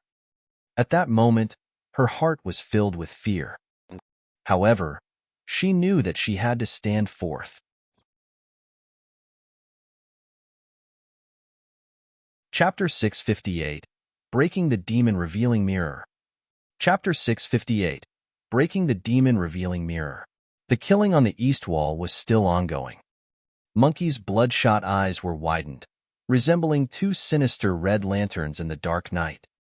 Wherever the lanterns passed, a blood storm would rise. Snap! The sound of bones cracking could be heard.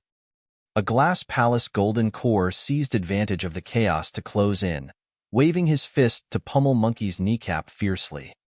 The kneecap turned into a bloodied mess of flesh and blood, and the bones were shattered on the spot.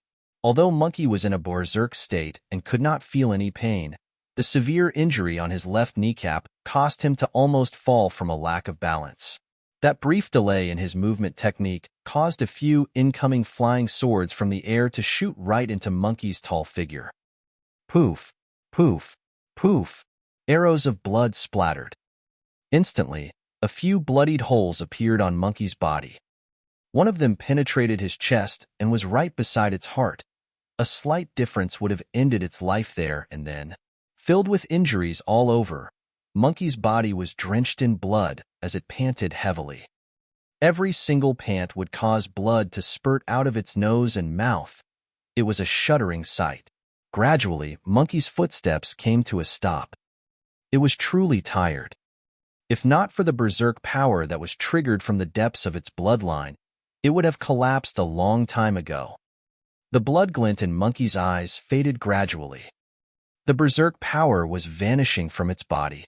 What replaced it was throbbing pain from every part of its body that intensified by the moment. Apart from physical weakness, the large amount of blood lost also caused Monkey to experience bouts of dizziness and blurred consciousness. Even its vision was fluttering. Monkey shrugged its head.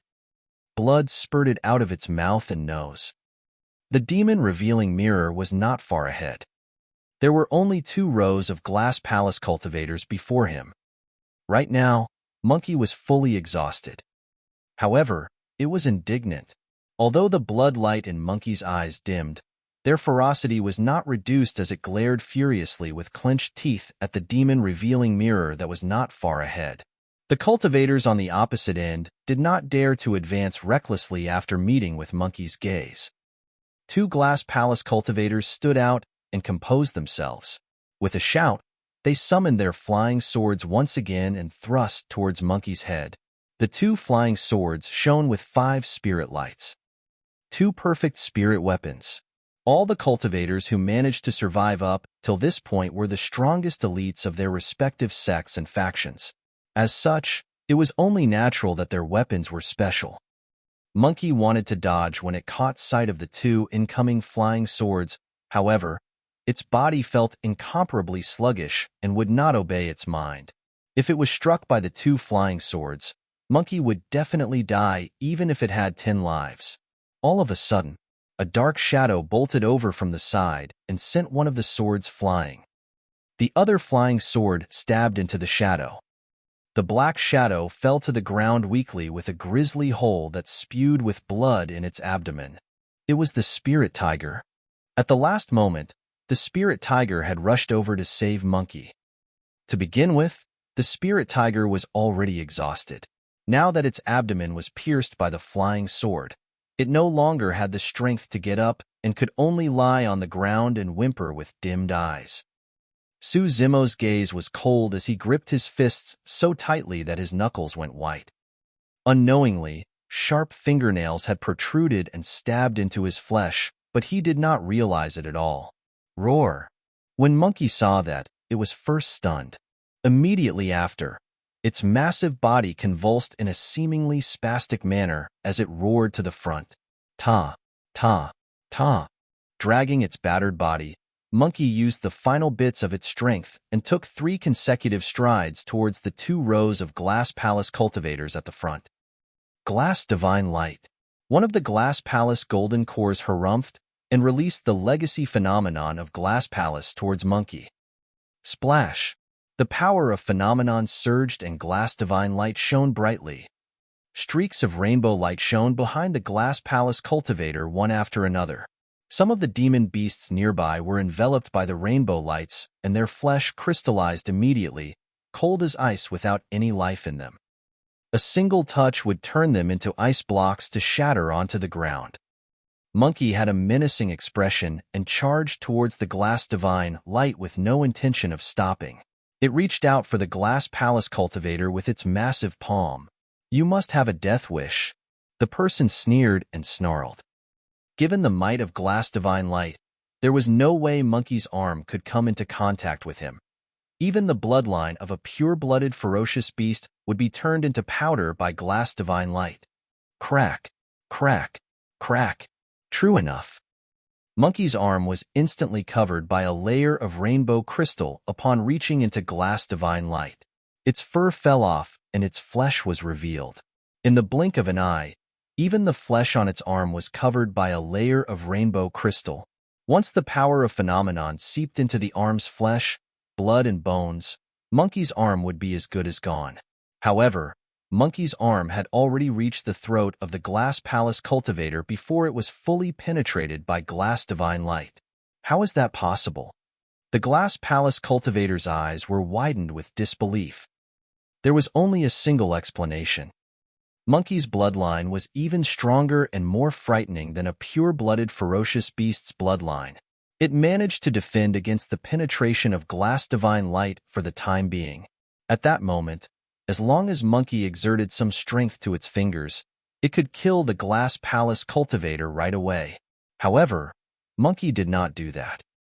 Gripping the person's throat, it made aim and tossed the person viciously towards the demon-revealing mirror that was not far away. The Glass Palace cultivator's head spun from the toss, and he could not control his figure at all, maintaining his golden core phenomenon subconsciously as he flew through the crowd. A few cultivators who did not manage to dodge in time were crystallized by Glass Divine Light and smashed into powder. Of the remaining cultivators, nobody could release golden core phenomenons to defend against this person. Boom! The person smashed heavily into the demon-revealing mirror. Clang! The demon-revealing mirror rolled and fell from the city wall.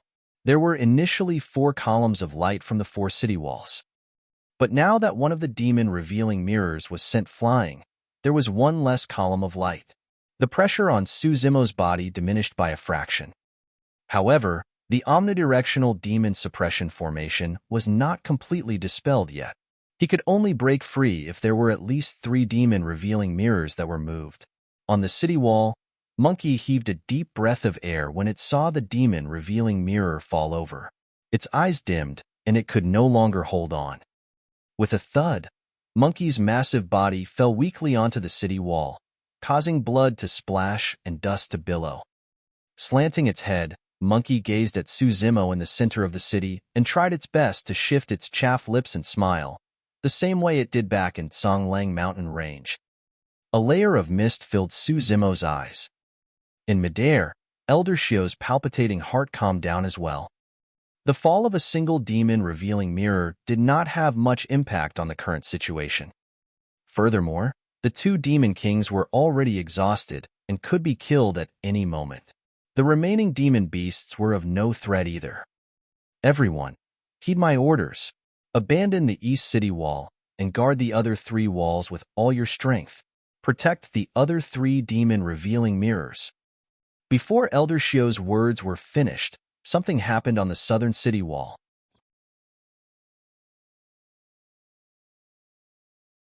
Chapter 659, Topple Nations and Cities. Chapter 659, Topple Nations and Cities. The most intense conflicts on the battlefield happened at the east side. There were only dozens of Glass Palace cultivators above the south city wall, guarding the demon-revealing mirror. At that moment, the dozens of cultivators were drawn to the commotion on the east side. Suddenly, from a corner of the south city wall, a streak of red light burst out and bolted towards the demon-revealing mirror not far away. The streak of red light was tiny and maneuvered through the legs of many glass palace cultivators at an extremely fast speed like a wisp of smoke.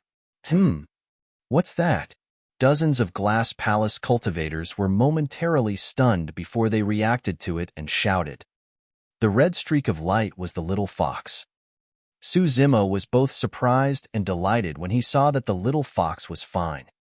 However, the next moment, when he realized what the little fox was up to, he found himself on edge once again. The moment of the fall of the demon revealing mirror on the East City wall was the moment when the cultivators felt the most relaxed. Bolstering her courage, the little fox clenched her teeth and dashed towards the demon revealing mirror. However, everyone realized by the time she passed by a few figures. Right as she was in the midst of sprinting with her full might, she felt her body lifting into the air, pulled by the tail. Someone yanked her from behind. Ah! The little fox whimpered, and she was lifted with ease. Because she was scurrying too quickly, there was a ripping pain beneath her body when she was pulled up by the tail. Coupled with the fear deep within her heart, the little fox's body could not help but tremble.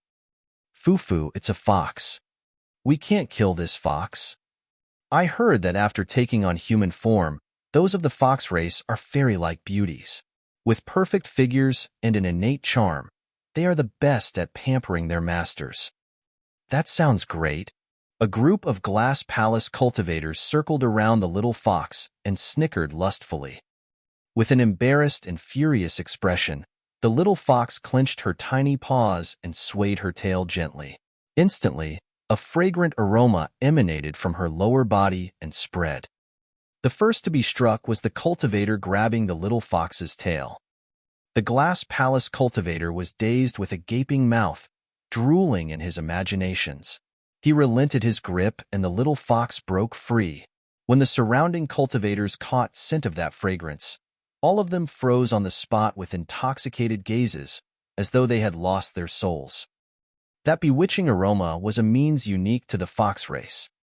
People who were kind and open by nature would not be hurt by the aroma. On the contrary, it would be a boon for their cultivation and would help boost their physical and mental healths. People who were evil and lustful would be mesmerized by the fragrance and even lose themselves completely, allowing them to be manipulated by the foxes. The little fox scurried past dozens of cultivators and sprinted towards the demon revealing mirror with her full might. She had to be fast. Given the strength of the glass palace cultivators, it won't be long before they snapped out of their stupor. By the time they realized what was going on, she would not have any chance left. The demon revealing mirror was right in front of her. Suddenly, a pair of boots appeared right before the little fox. A dark shadow dawned down. Before she could react, she felt her breathing choke. Her throat was gripped by a thick arm. A glass palace cultivator gripped the little fox's throat with his arm and whisked her up, smirking with a cold, mocking expression. He was Jiang Hui, the leader of the dozens of cultivators, and also the strongest among them. He stood right in front of the demon revealing mirror and had never left it. As such, he was naturally not affected by her attack. Hee. Jiang Hui glared at the little fox and sneered in ridicule. Little thing. You think you're strong enough to create trouble? The little fox struggled with her petite body. However, Jiang Hui's palm was like an iron grip that she could not break free from. All of a sudden, the little fox's figure shuddered, and right in front of Jiang Hui, she transformed into a young lady in her prime. The young lady wore a red, thinly veiled dress that accentuated her curvy figure. Most of her long legs were revealed in a barely visible manner. Jiang Hui shuddered, and lust surged in his lower body. He turned to look at the young lady's face. She was truly befitting of the word peerless. Even the most beautiful descriptions in this world would do injustice to the features of this young lady. Her beautiful eyes were clear as water and seemed like they could draw out one's soul. The young lady's expression seemed like she was grumbling, and her eyes were deep. With a straight nose and slightly agape cherry lips that revealed her pearly whites, she emanated a faint fragrance. Instantly, Jiang Hui's mind went blank with a bang. His grip relented instinctively. Cultivators who were rushing over from other places to give reinforcement paused in their tracks instinctively when they caught sight of the young lady's features. It was accompanied by a clanging commotion. The weapons in their hands were falling one after another. This was what it meant to topple nations and cities. The little fox broke free from Jiang Hui's hand and ran towards the demon-revealing mirror that was not far away. She had barely taken a few steps when she heard a deep growl behind her. Like a wild beast, Jiang Hui lunged towards the little fox with bloodshot eyes. He panted heavily as he gripped the little fox's throat tightly, shouting, "Demoness! Don't dream of bewitching me." The little fox could not catch her breath and her legs flayed wildly. However, her arms were still fervently trying to reach the demon-revealing mirror that was close by.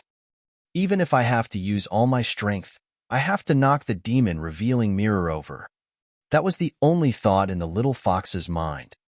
When he saw that, Su Zimo clenched his teeth tightly and circulated his blood qi to its limit. His eyes were bloodshot as he let out a shuddering roar from the depths of his throat. Not far away on the city wall, a yellow-haired burly man had half a foot out and was prepared to seize the chaos and escape. However, he froze when he saw that.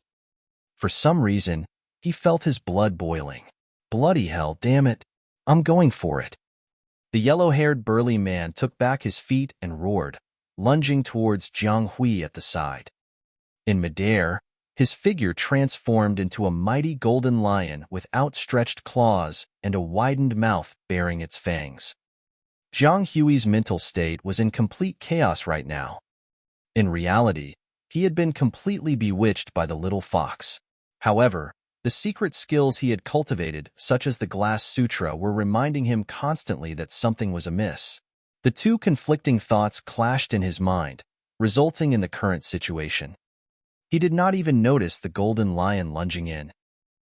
The golden lion chomped down on Jiang Hui's head, crunching it before devouring it. At the same time, the dozens of Glass Palace cultivators at the side stirred awake and rushed over. "I'll hold them back. Hurry and leave." The golden lion did not have time to look at the little fox and merely left that comment before rushing towards the dozens of Glass Palace cultivators. The little fox struggled to get up and sprinted to the demon-revealing mirror before she could even catch her breath. She reached for the corner of the demon-revealing mirror and shoved it with all her might. Clang! The demon-revealing mirror was knocked over. Yet another column of light vanished from Su Zimo. Instantly, it seemed as though the world had gone silent. The air went stale. The ancient city was filled with a murderous intent. An extremely frightening aura was being released gradually from the center of the ancient city.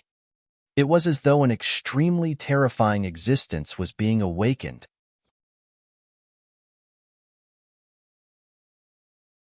Chapter 660, Break Free. Chapter 660, Break Free. The shuddering aura emanated from the center of the ancient city and permeated to every single corner, shrouding over every cultivator. On the south city wall, many cultivators were about to charge up to kill the spirit tiger and monkey. However, they paused in their tracks all of a sudden. On the east city wall, the young lady transformed from the little fox panted slightly. The golden lion's massive figure fell to the corner of the wall, coughing out huge mouthfuls of blood with a tuckered expression. Although it was a pure-blooded, ferocious beast, it could not withstand the combined force of dozens of Glass Palace cultivators. It was severely injured the moment they clashed. However, the dozens of cultivators did not continue in their pursuit. Every single cultivator in the ancient city felt a chill down to their bones and turned around instinctively. Nobody knew what would happen after two demon-revealing mirrors were knocked over. All the cultivators wanted to know if the remaining two demon-revealing mirrors could support the omnidirectional demon suppression formation and continue locking the monster incarnate where he was. Even the heartbeat of the sealer, Elder Xiao, in midair skipped a beat. At that moment, it seemed as though time had frozen. One breath. 2 breaths. Su Zimo was still motionless where he was. Although there were two demon-revealing mirrors missing, The runes of the Omnidirectional Demon Suppression formation were still present and hovered above Suzumo's head with a firm lock. Elder Shio was the first to react as he yelled, "Everyone, don't panic. The runes of the formation are still present, and that beast can't break free. The rest of you, head over to guard the demon revealing mirrors on the west and north city walls. Nothing must happen to the two demon revealing mirrors." Elder Shio bolted towards the west city wall as he spoke. Fu. Suddenly, Suzumo laughed from the middle of the formation in the ancient city in an unsettling manner. Elder Shio was not wrong. Suzumo was still unable to break free after two demon revealing mirrors were knocked over. However, it was also logical that the strength of the omnidirectional demon suppression formation would diminish after two columns of light were gone. With the diminished strength of the formation, another power within Suzumo's body had already been unsealed. Turning around, Suzumo glared at the back of Elder Shio coldly. Elder Shio, who was in midair, suddenly frowned. He could vaguely sense that someone was glaring at him from the back. It was like a piercing light. Immediately after, he felt an extreme sense of danger surging from the depths of his heart. It was an extremely uncomfortable feeling. Elder Shio turned around. Immediately, his eyes were widened with fear in them, as though he had just witnessed an incomparably horrifying scene. In the middle of the ancient city, a white light was bouncing in Suzumo's right eye, intensifying and turning brighter. Visual technique? Elder Shio could not react from his stupor in time. A bedazzling beam of light shot forth from Suzumo's right eye, illuminating the entire world like day as though it was a blazing sun. Illumination Eye. The first power to break free after two demon revealing mirrors were knocked over was the Illumination Eye. Illumination Eye was cultivated through gazing at the blazing sun day and night. In reality, it had already transcended beyond the power of inner core and was almost on the same level as the heaven and earth powers. In other words, the power of Illumination Eye was a type of dermic power. Boom! An incomparably brilliant beam of light shot forth and penetrated the void, almost crossing half the ancient city as it pierced Elder Shio's abdomen. The world seemed to have gone still. Instantly, the darkness in the ancient city was purged away by the beam of light. A gigantic hollow wound appeared on Elder Shio's abdomen, and his body was almost snapped. In fact, there was no trace of blood around the wound. Everything was scorched into ash by the power of Illumination Eye, and it was terrifying. The beam of light did not strike Elder Shio at his vitals. However, all life had been wiped away from Elder Shio at that moment. Illumination Eye had already burned away every single bit of life in his organs. In reality, that body was already a corpse at that moment. The only reason why he did not fall immediately was the presence of his essence spirit. Unfortunately, he was almost at the end of his lifespan to begin with, and his essence spirit was extremely weak. Even if it could break free from the shell of his body, it would not last for more than 3 breaths. The murderous intent that shrouded the ancient city alone was more than enough to destroy his extremely fragile essence spirit. Elder Shio's dimmed, and he no longer had any hopes left. His death was certain, and he did not have any regrets. His true concern was that the omnidirectional demon suppression formation was most likely unable to hold down the monster incarnate any longer. The true target of the visual technique was not him, but the demon revealing mirror on the west city wall behind him. The beam of light penetrated his body and struck the west city wall. 5 cultivators that were standing guard in front of the demon revealing mirror were pierced by the beam of light instantly. One of them had a full half of his body cut off entirely. Another cultivator's head was sliced into half. Boom! Eventually, the beam of light from Illumination Eye struck the demon revealing mirror and knocked it onto the ground. Another column of light from the demon revealing mirror disappeared from Suzumo. Night loomed down once more. At the same time, a dark fog enveloped everyone's minds. Although the omnidirectional demon suppression formation was still present, the runes surrounding it had faded considerably. All Glass Palace cultivators, listen up, hurry and leave this place. Escape as far as you can. Elder Shio exhausted the final bit of his strength and bellowed. Immediately after, Elder Shio's glabella shone and a black mountain peak the size of a thumb appeared in midair. Dermic power fluctuated right after.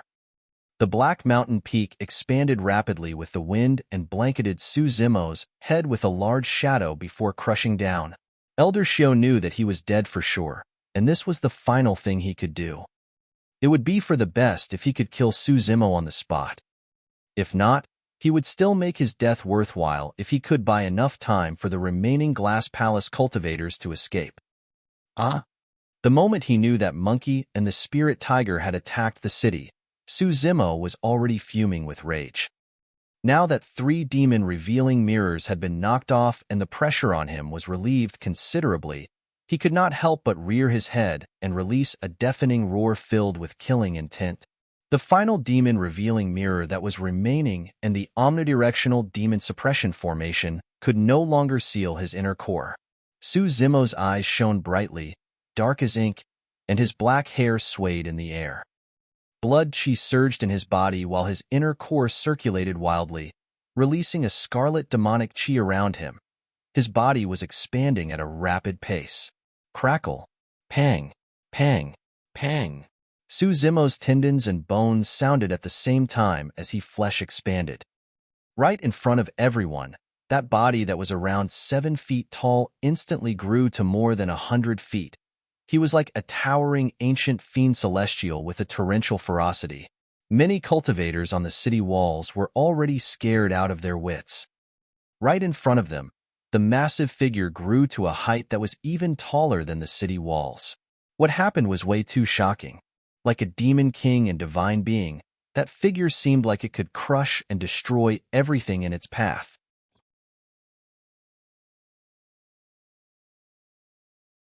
Chapter 661, Blood for Blood. Chapter 661, Blood for Blood. The flesh on that massive body expanded and green veins were exposed densely, slithering on the body like spirit snakes. The body shone with a metallic luster that was indestructible. There was a layer of runes shining over Suzumo's body still. Although 3 demon revealing mirrors were knocked over, the omnidirectional demon suppression formation was still present and had not been completely dispelled. The light barrier formed by the formation was still bound tightly onto Suzumo's body. However, the runes on the light barrier flickered as though they could be destroyed at any moment. With a menacing gaze, Suzumo's arms expanded and his entire body grew once again. Crack, crack, crack. The surrounding light barrier shattered instantly. The runes on it dimmed completely. With a boom, the omnidirectional demon suppression formation exploded. Suzumo broke free and the demonic chi in his body surged out, conjuring a series of ancient demons one after another around him. Wild bovine, stone bear, anaconda, sanguine ape, divine steed, hell tiger, and wind leopard. There were 7 of them. The cultivators in the ancient city were scared witless. Prior to this, Suzumo had reminded them twice that this was a grudge between him and Glass Palace, and that it had nothing to do with them. At that moment, all of them took Suzumo as a joke. But now, everyone realized that the only shot they might have at survival was if they left at that moment. Bang! Boom! Boom! A large shadow engulfed, covering the sky and the sun. The Black Mountain Peak released by Elder Shio at the end crushed down, but Suzumo did not dodge or avoid. Extending his arms, he growled deeply and his massive palms supported the base of the mountain peak. Boom! The mountain peak was extremely heavy since it contained the dermic powers of a sealer after all. The moment he made contact with it, Suzumo's figure shrunk and the stone slabs beneath his feet exploded, causing his legs to sink deeply into the ground. However, his knees did not buckle and his spine was still upright. Like a divine being, he lifted the Black Mountain Peak with his body. That was the final scene Elder Shio witnessed in this world. Heis. He closed his eyes and sighed gently. He knew that the cultivators in the ancient city were mostly doomed. As for the Glass Palace cultivators, there was a high chance that they would all die here. A tear opened up silently behind Elder Shio, blowing with an evil wind in its darkness. The tear enveloped Elder Shio in a single motion before closing gradually. Hurry, run! Finally, some cultivators realized what was happening and fled into the distance. Suzimo had a menacing gaze and smiled sinisterly. He threw the mountain peak in his hands towards the escaping crowd viciously. Boom! Half the west city wall was crushed with the descent of the mountain peak. Although Suzimo could support the mountain peak, the other cultivators could not. Even their combined strength could not withstand the pressure of the mountain peak. In an instant, hundreds of cultivators were crushed into sludge. Kill! Suzimo widened his shining eyes and his blood chi surged into the air, shrouding around him. Facing the escaping cultivators, he roared loudly, almost at the same time. The 7 ancient demon kings surrounding Suzimo opened their mouths and released deafeningly scary howls. Poof, poof, poof. Many cultivators did not manage to escape far before they exploded from the shock of the howls and died on the spot. The number of demon beasts gushing into the city increased continuously. Roar! Looking at them, Suzimo let out a deep growl. All the demon beasts understood him and chased after the cultivators from other factions and sections. None of the demon beasts dared to disobey Suzimo's orders. For demons, the rules of the jungle were absolute for them. Anyone who was strongest could declare themselves as king. At this moment, anyone that dared disobey Suzimo was looking to die. Suzimo placed Monkey, the spirit tiger, Little Fox, and Golden Lion down at a corner and poured out all the elixirs in his storage bag. Monkey and the spirit tiger had the most severe injuries. However, Monkey's bloodline was special to begin with and life force was already recovering within its body by now. The spirit tiger underwent a transformation after cultivating the Void Thunder Manual and had also started recovering. The Golden Lion's condition was fine and was in no danger of death. The 3 of them merely had to consume a few elixirs before recovering. As for the Little Fox, she was merely shocked, not injured. However, for some unknown reason, she reverted to her true form and looked at Suzimo nervously with shifty eyes, seemingly embarrassed. After placating the 4 of them, Suzimo did not linger and turned immediately. He strode with huge steps in that massive body and hunted down Glass Palace cultivators. The other cultivators in the ancient city could naturally be settled by the remaining beast Stampede. Suzimo was not bothered even if some of them slipped away. The only ones who were not allowed to leave were Glass Palace cultivators. Suzimo had mentioned that he would make Glass Palace pay with blood for the millions of innocent living beings from the 13 cities of Yin country that were killed. Furthermore, Glass Palace had to pay for the severe injuries of Monkey and the spirit tiger as well. It was truly way too difficult for anyone that hoped to leave this place alive against Suzimo's pursuit.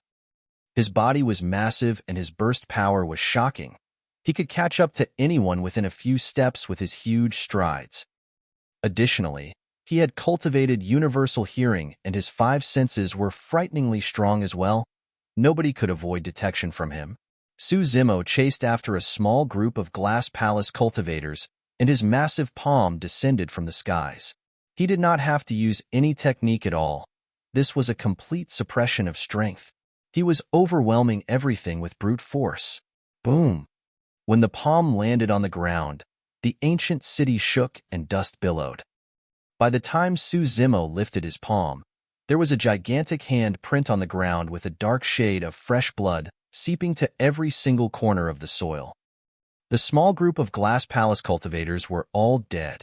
Some cultivators who brushed past Suzimo heaved secretly in relief to have escaped. Unexpectedly, the ancient demon kings surrounding Suzimo burst forth. The wild bovine raised its horns, the stone bear pushed with its palms, the anaconda coiled, the sanguine ape threw out seals with its fists, and the divine steed rammed. Every single move was a killing technique. None of those cultivators could withstand it at all. Suzimo passed through the ancient city and nobody within 1,000 feet radius around him was spared. He slaughtered all living beings mercilessly like a walking human weapon. Even for Glass Palace cultivators who could release golden core phenomenons, nothing changed. There was a chance that a golden core phenomenon released by those of Shi Wuya or Yi Tiancheng's level could defend against Su Zimo. For the remaining Glass Palace cultivators, their golden core phenomenons could deal with the cultivators of other sects and factions sufficiently. However, against Su Zimo, they were like weaklings that could not even take a single attack. A few punches and kicks were enough to shatter the phenomenons. The massacre continued.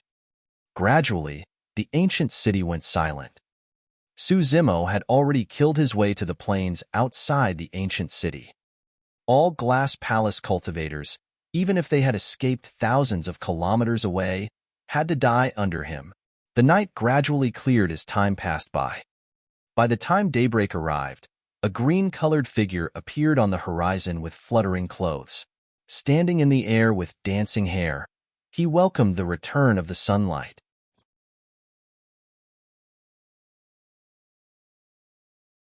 Chapter 662. The Deep Ties Between Brothers. Chapter 662. The Deep Ties Between Brothers. Overnight, the ancient city was destroyed. There were more than 2,000 Glass Palace cultivators with 6 sealers included, but none of them survived. Tang Shiyun stood squarely on the city wall, gazing at the derelict ancient city that was strewn with corpses and blood with a dazed expression. The ancient city was already occupied entirely by demon beasts. She was the only cultivator still alive. If Su Zimo had not handed her over to the side of the monkey, spirit tiger, and the other demon beasts, she would have been ripped apart by the demon beasts a long time ago. Although it was only a short night, it felt like a long time to Tang Shiyun. She witnessed with her own eyes her sect mates being murdered mercilessly by someone. However, that person was her life-saving benefactor. She witnessed hundreds of thousands of cultivators buried here. She also witnessed a flourishing and relentless ancient city transform into a ruins overnight. Tang Shiyun should feel hatred towards Su Zimo. After all, that man killed Southern Dual Sect cultivators personally and attracted a beast stampede to kill off more than half the cultivators in this ancient city. However, she could not bring herself to do that.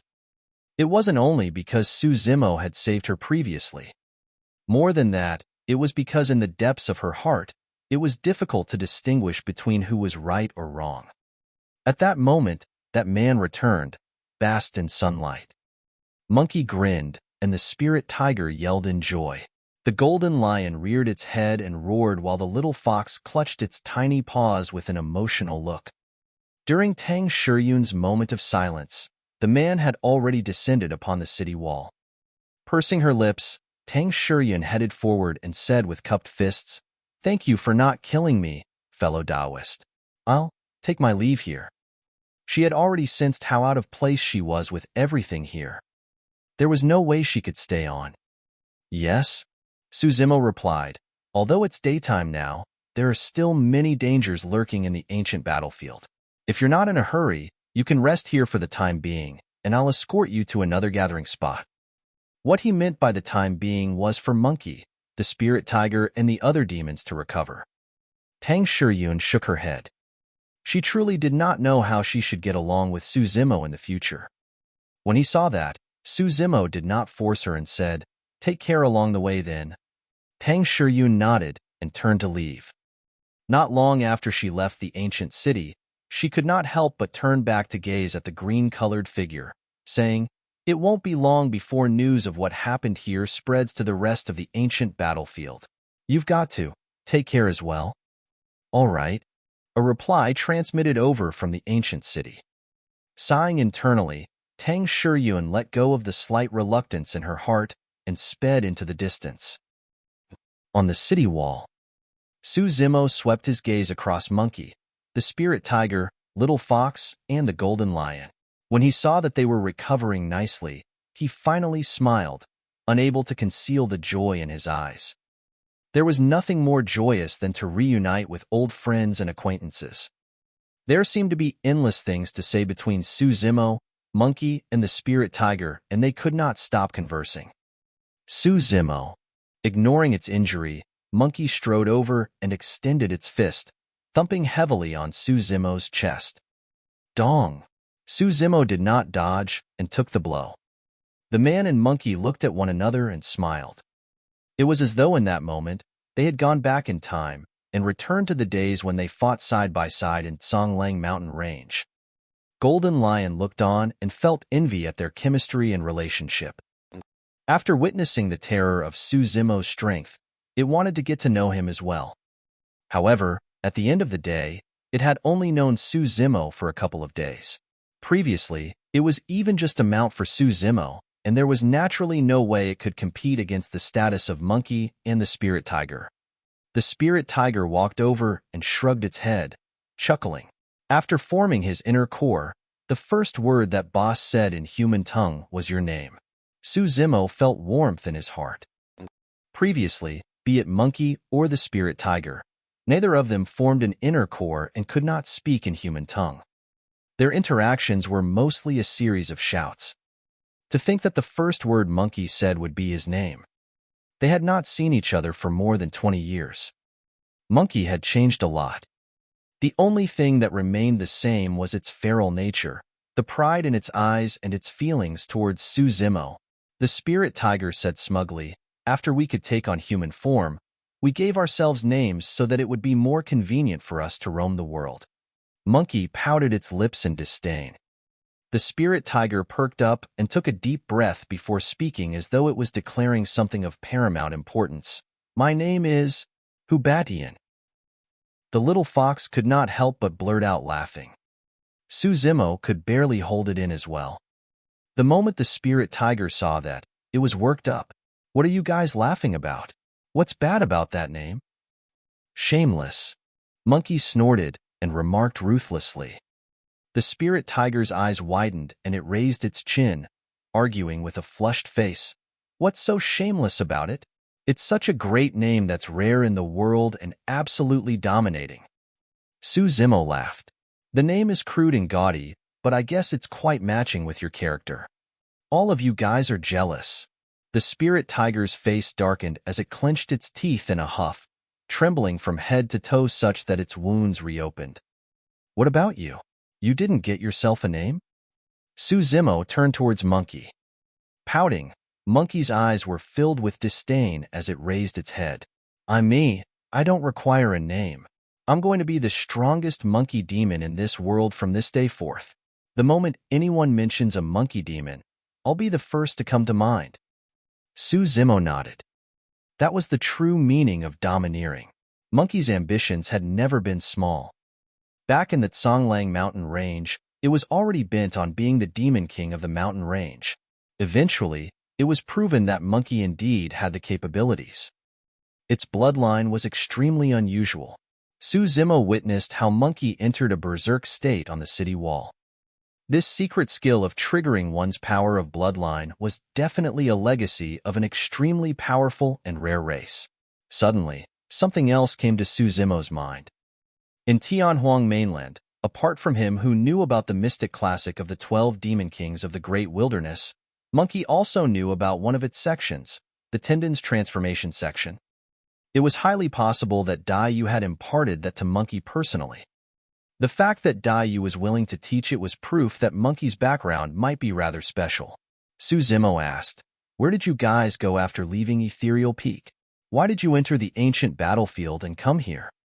Boss could not stay in Ethereal Peak any longer after knowing that you were missing, and there was no news of whether you were dead or alive. The spirit tiger said, "Later on, Boss insisted on leaving to look for you and I followed along. There was no meaning to us staying in Ethereal Peak if you weren't there. Initially, that stupid bird wanted to sneak out along with us as well. However, it was caught by the old immortal crane and had no choice but to stay in Ethereal Peak." At the mention of the stupid bird, there was a reminiscent look in the spirit tiger's eyes as it showed a rare display of emotions. I wonder how that stupid bird's doing. Has it formed its inner core yet? The stupid bird the spirit tiger was referring to was the child of Ethereal Peak's immortal crane. The spirit tiger and little crane spent the most time together, and their relationship was naturally closer.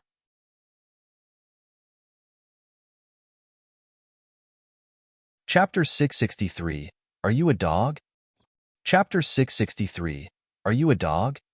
The last time Suzimo saw Little Crane was during the battle at Ethereal Peak. At that time, when Blood Crow Palace invaded with the intention of annihilating Ethereal Peak, Little Crane had yet to form its inner core. However, Suzimo believed that with the guidance of the old immortal Crane, it should not be an issue for Little Crane to form an inner core in 20 years. Right now, it was truly joyous recalling the times back in Ethereal Peak together with Monkey, the Spirit Tiger, Little Crane, and Night Spirit. There was probably no way he could return to those days. From now on, be it in the ancient battlefield or Tianhuang mainland, Suzimo had to tread with caution.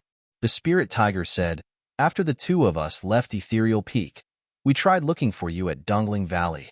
Later on, we continued traveling while asking about you, but there was no news for around 3 years. Do you know that during that period of time, Boss and I..." Monkey frowned and shot the Spirit Tiger a look. The Spirit Tiger did not continue. At that time, Suzimo escaped thousands of kilometers from Dongling Valley using blood escape in order to escape the pursuit of Blood Crow Palace's lord. He ran all the way to one of the 9 forbidden grounds of Tianhuang mainland, Dragonbone Valley. Thereafter, he got into huge trouble with Night Spirit by splitting the dragon egg and was brought to the capital of Great Zhou by Lin Xuanji. In order to hide from the pursuit of the dragon race, he did not dare to leave the city and by some accident, changed his name to Imo Ling and lived an ignoble existence in the capital for close to 3 years. Even Ethereal Peak did not know where he was, or if he was dead or alive, let alone Monkey and the Spirit Tiger. They could not take on human form and would naturally be killed if they were spotted by cultivators. Although the Spirit Tiger did not continue, Suzimo could guess what happened. The two of them went through endless hardships and dangers during that period of time in order to search for him. After pondering, the Spirit Tiger continued, "Thereafter, we stayed for a period of time in Black Crow Mountain. We thought that you were dead after hearing about the Paragon battle at the Great Qin Ruins and even headed to Dragon Burial Valley to pay our respects to you." Suzimo smiled. "Later on, we wandered all over the place and found ourselves in the Wild Lion Ridge," the Spirit Tiger said. When he heard that, the Golden Lion's expression changed. Suzimo frowned slightly and asked, "One of the 8 demon regions?" "Yes." The Spirit Tiger nodded. "We hung out there for 20 years and had no intention of entering this place initially. However, when the battle at Songlang Mountain Range broke out and you declared war to Glass Palace, we found out that you were still alive. Later on, we obtained 2 spots in the territory there and was teleported here with the help of high-leveled fiend demons. After listening at the side for a long time, the Golden Lion finally spotted an opportunity and chimed in hurriedly. The 8 demon regions are filled with danger everywhere, with countless beasts and ferocious birds roaming all around. In fact, there are even great and old demons. Great demons were equivalent to conjoint bodies, mighty figures of the human race. Old demons were equivalent to Mahayana patriarchs. The 8 demon regions were the 8 greatest gathering places of the demon race. From puny spirit beasts to notoriously mighty great demons, all of them could be found in the 8 demon regions. Places like Songlang Mountain Range could not even be considered as the tip of the iceberg of the 8 regions. It was said that there were even demon emperors in the 8 demon regions. Even cultivators did not dare to step foot lightly into the 8 demon regions. The Golden Lion said, "Killing is intense between the different territories because everyone fights for the position of overlords. The fact that the 2 of you are able to obtain 2 spots without the backing of any race is an impressive feat." For the Golden Lion, he had the backing of the Golden Lion race, and they had their own territory. As the name implied, the Wild Lion Ridge was ruled over by the Lion race, and the Golden Lion race was one of them. To the Golden Lion, the fact that Monkey and the Spirit Tiger could reside in the Wild Lion Ridge for a full 20 years without any backing and even obtain 2 spots to enter the ancient battlefield was impressive. Monkey glanced at the Golden Lion and nodded. It was not easy to garner such a response from Monkey. In the fight earlier on, Monkey and the Spirit Tiger saw how the Golden Lion saved the little fox and held back Glass Palace cultivators alone. That was precisely the reason why they felt that the golden lion was qualified to sit around them. The spirit tiger was elated after being complimented by the golden lion. However, it put on a front and nodded at that moment. Yellow hair, you're pretty sharp. Not bad, I like it. At the mention of yellow hair, the golden lion frowned and rolled its eyes. The little fox sat at the side and covered her mouth, chuckling. Since she was young, she lived in the underground cave locked up by the gigantic crocodile and spent her days in fear. Now that she was reunited with Suzimo and had so many companions, she was truly overjoyed listening to their conversations. The spirit tiger smiled sheepishly at the sight of the little fox's smile and wagged its tail in a pandering manner. There was no ferocity in its behavior at all. Bang! Monkey could not stand it anymore and slapped the spirit tiger on the face, scolding disappointedly, "Bloody wagging your tail again. Are you a dog?" "Ha ha!" Suzimo roared in laughter, as though he had returned to the past. The spirit tiger did not dare to fight against Monkey and climbed up, clasping its tail while grumbling, "Why are you always getting physical? Just talk things out. Furthermore, these are new friends. Give me some face." Monkey snorted with a chuckle and placed its hands behind its back, looking up the skies and ignoring the spirit tiger. Turning to Suzimo with an aggrieved expression, the spirit tiger closed in on the little fox and whispered, "Foxy, let me tell you, I didn't like to wag my tail in the past. It's all Suzimo's fault." The little fox shuddered at the way the spirit tiger addressed her and backed off a few steps with goosebumps rising. Suzimo raised his brow. How was he to blame for that? The spirit tiger said in a mysterious manner, "Foxy, you've got to keep your distance from Suzimo in the future. He's got a fetish. Back then, after he captured me, he forced me to roar every day until my throat went hoarse. Forget about that from then on. I started wagging my tail unconsciously. Before I met Suzimo, I was extremely manly." Suzimo smiled. Back when he captured the spirit tiger, he wanted to use its roar to unravel the secret behind the sound of tigers and leopards in the mystic classic of the 12 demon kings of the great wilderness. That was the reason why he forced the spirit tiger to roar. Up till now, the spirit tiger did not know the reason for it and merely thought that Suzimo was perverted. The little fox pouted her lips in displeasure. She disliked people talking bad about Suzimo. "You're the one with a fetish. You like wagging your tail. You're a small dog." With that, the little fox turned around and darted to Suzimo's side, leaving the spirit tiger alone, flustered and howling internally. "I'm not a dog. I'm Hubatian." The little fox wanted to hop onto Suzimo's body like in the past. Unexpectedly, he retreated and glared at her, asking with a fake smile, "Little fox, when were you able to take on human form?" "A long time ago." The little fox lowered her head shyly and in a turn, transformed into the young lady with peerless looks in a red veil dress once more. She bowed towards Suzimo and said tenderly, "Greetings, Mr. Drip, Drip." An odd sound came from the side. The spirit tiger's eyes widened as drool dripped from its gaping mouth. Its tail wagged furiously behind it. Monkey reared its head and sighed before sending the spirit tiger flying with a slap, snarling, "Sorry, can't help it."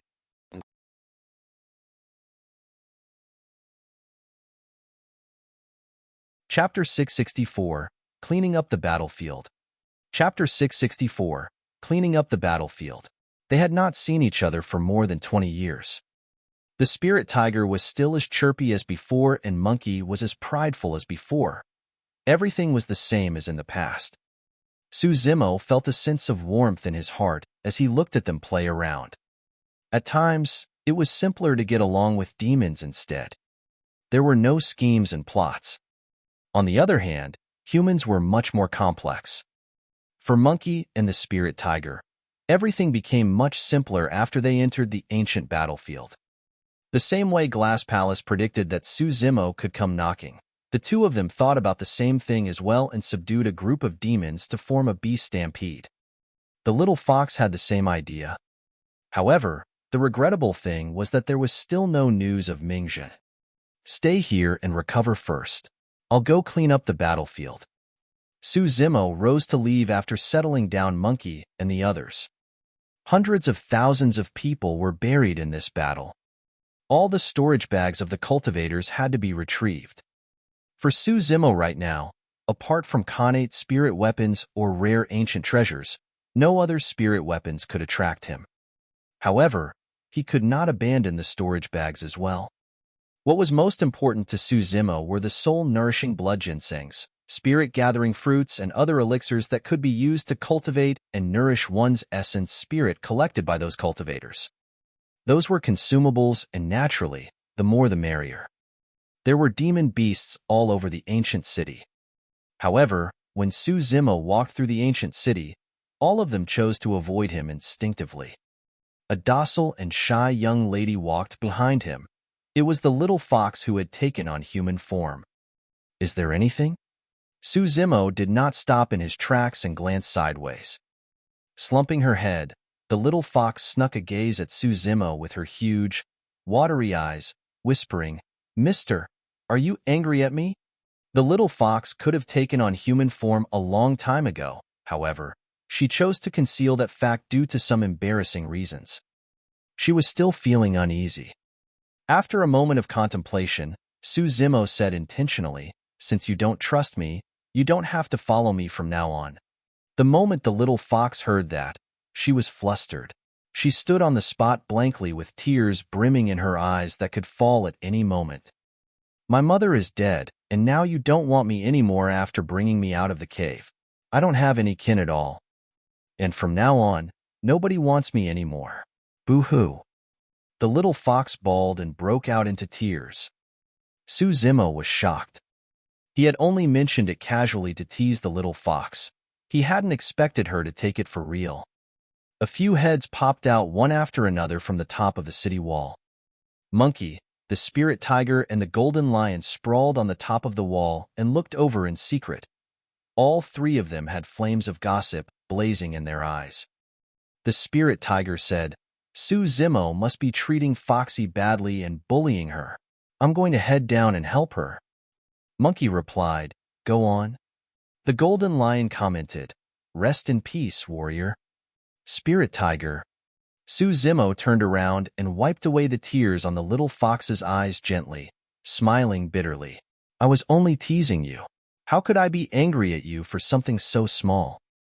"For real." The little fox stopped crying and tilted her head slightly, asking in slight disbelief, "Absolutely. So you won't chase me away in the future?" "No." "Thank you, mister." The little fox broke into a smile. There were still droplets of sparkling tears hanging onto her long lashes, reflecting a brilliance under the shine of the sun. Su Zimo only managed to clean up the battlefield after a long time. He gathered the items within the storage bags. There were close to 100,000 spirit weapons, various elixirs, and countless talismans. Su Zimo did not have much use for those items. He could not be bothered with ordinary spirit weapons. For elixirs, he only consumed perfect-grade elixirs with 5 patterns. There was only a single Khanate spirit weapon among the 100,000 spirit weapons. It was the glove that Yi Tianqing wore previously. Although there was only one, that was already sufficient for Su Zimo. His right hand was in possession of the divine phoenix bone, and even dermic weapons wouldn't be able to destroy it. As long as he wore that Khanate glove on his left hand, he could catch almost any weapon barehanded with both his hands. He would be close to invulnerable. There were more than 100 spirit-gathering fruits in total. Be it demons or cultivators, they merely had to consume 2 at most while cultivating their essence spirits. Consuming more won't make a difference. With more than 100, it was enough for them to split evenly. There were a total of 12,000 stalks of soul-nourishing blood ginseng. At first glance, that seemed like a massive number. However, Su Zimo had a hunch that the number of soul-nourishing blood ginsengs he required was much more than ordinary cultivators. It wasn't only because he had both demonic and immortality cultivation. More than that, be it his golden core or inner core, they were different from ordinary people. Furthermore, Monkey, the spirit tiger, and the other demons also required soul-nourishing blood ginseng for a breakthrough to the nascent soul realm. Therefore, Suzimo had to collect as many soul-nourishing blood ginseng as he could in the ancient battlefield. 10 days later, Monkey's bloodline was extremely strong. After the spirit tiger cultivated the Void Thunder Manual, its bloodline contained the power of thunder. The rumbling of thunder in spring brought about the birth of all living beings. To begin with, the power of life could be found within thunder. Although Monkey and the spirit tiger were the most badly injured, their injuries had mostly recovered after 10 days. Both of them were active by nature and did not want to continue staying in the ancient city. Suzimo asked, "What plans do you guys have after leaving the ancient city?" "I'm following you," Monkey replied. To begin with, Suzimo was the reason why he entered the ancient battlefield. The spirit tiger scratched its head and coughed gently. Licking its face, it walked over to the little fox and smiled deviously, wagging its tail. "Foxy, where are you headed for?" The little fox replied, "I'm naturally following Mr. Piak." The spirit tiger slapped its thighs and shouted, "What a coincidence! We're both thinking about the same thing." Bang! A massive palm appeared from the side and landed squarely on the spirit tiger's face, sending it flying. "Fuck!" The spirit tiger's shout could be heard from midair. The little fox snickered endlessly. Suzimo turned around and looked at the golden lion. "What about you? If you wish to leave, I'll split you some of the spirit-gathering fruit and soul-nourishing blood ginseng." The golden lion replied, "I don't have anywhere to go either." After pondering for a moment, the golden lion said with a hesitant expression, "If you don't mind, I can even be your mount." Through the battle in the ancient city, it had already witnessed how strong Suzimo was. In the depths of its heart, although it was unwilling, it was not embarrassed if it could become a mount for someone as strong as this. "Ha ha ha ha." Suzimo reared his head in laughter and patted the golden lion on the shoulder. "I should be thanking you for standing out for me righteously a few days ago. How can I still see you as a mount? Don't look down on me, yellow hair."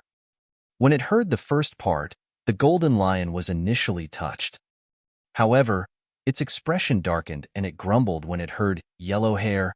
"Is there any other name?" "Yellow hair is pretty good," Monkey consoled.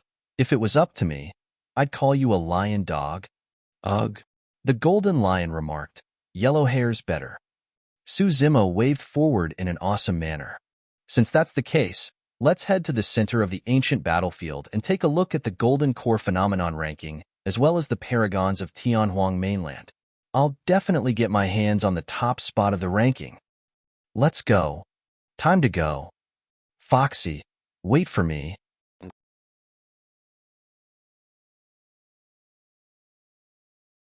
Chapter 665, Beast Stampede. Chapter 665, Beast Stampede.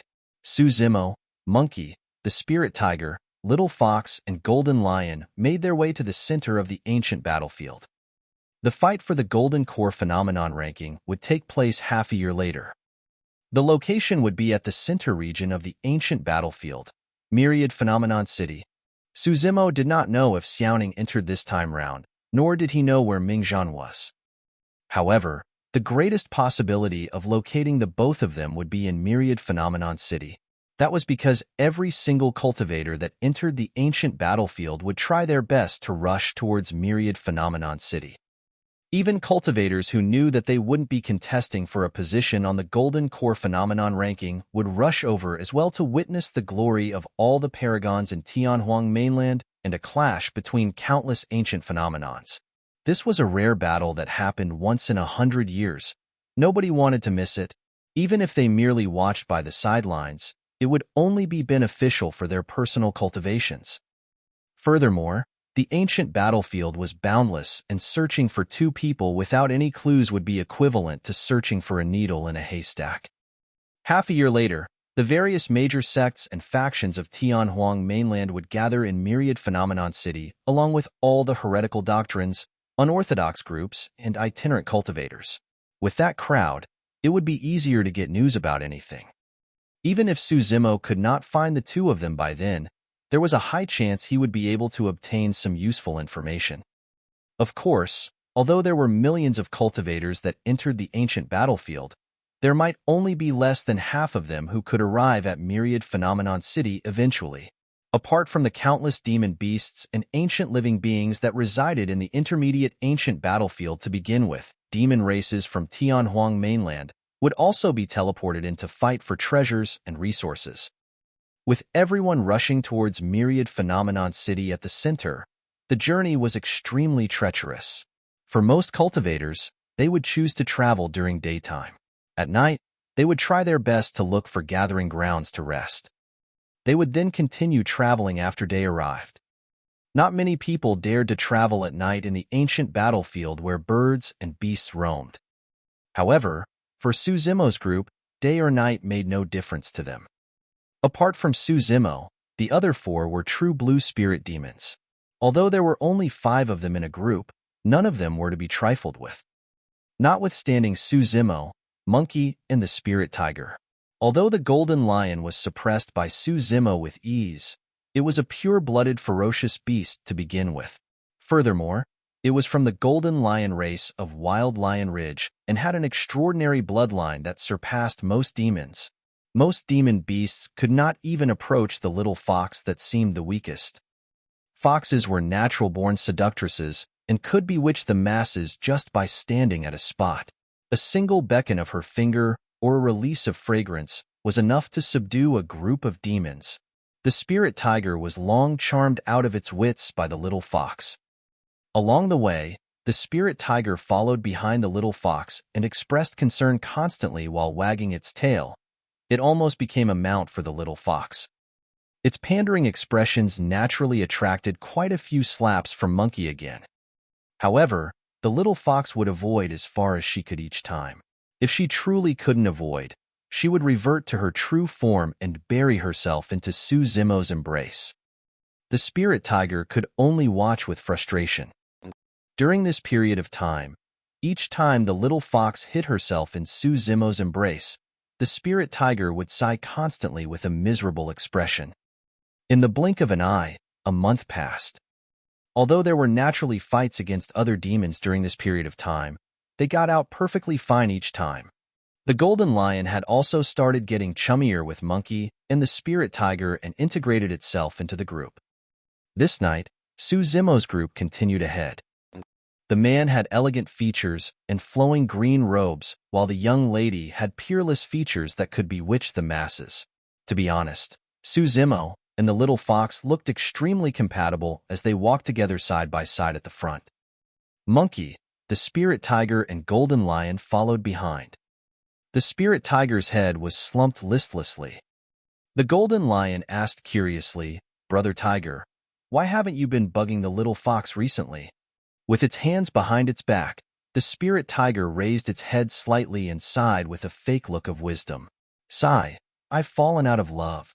Monkey rolled its eyes and snorted with a chuckle. The golden lion consoled, "Don't worry, Brother Tiger. When we return to Wild Lion Ridge, I'll introduce some girls for you." "For real?" The spirit tiger's eyes lit up and its worried look vanished instantly, almost drooling from the mouth. "Definitely." The golden lion patted its chest loudly. "What a bro." The spirit tiger hugged the golden lion by the shoulder with one arm excitedly. Monkey pouted its lips and could not be bothered with the two of them. Right then, Suzimo suddenly frowned. His ears twitched and he said darkly, "Everyone, watch out. A beast stampede is charging over here." Beast stampede. Monkey narrowed its gaze and his eyes shone with a scarlet glint of blood. Both the spirit tiger and golden lion stopped playing around and their expressions turned grim. The presence of a beast stampede also meant that a demon king was present. Furthermore, they were no longer at the outer perimeter of the ancient battlefield. Any demon king that could subdue a group of demons in this region and trigger a beast stampede definitely possessed frightening strength and was not to be trifled with. In a one-on-one fight, none of them had to fear anybody.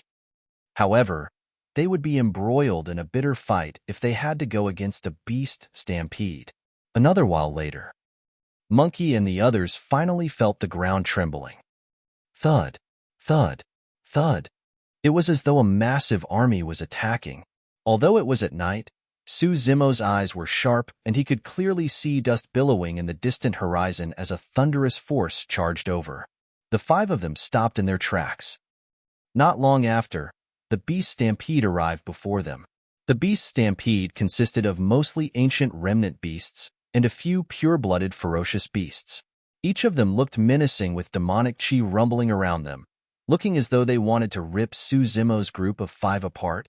However, the strange thing was that there were more than 1,000 humans in the center of the beast stampede. Although they were in human form, all of them emanated demonic chi.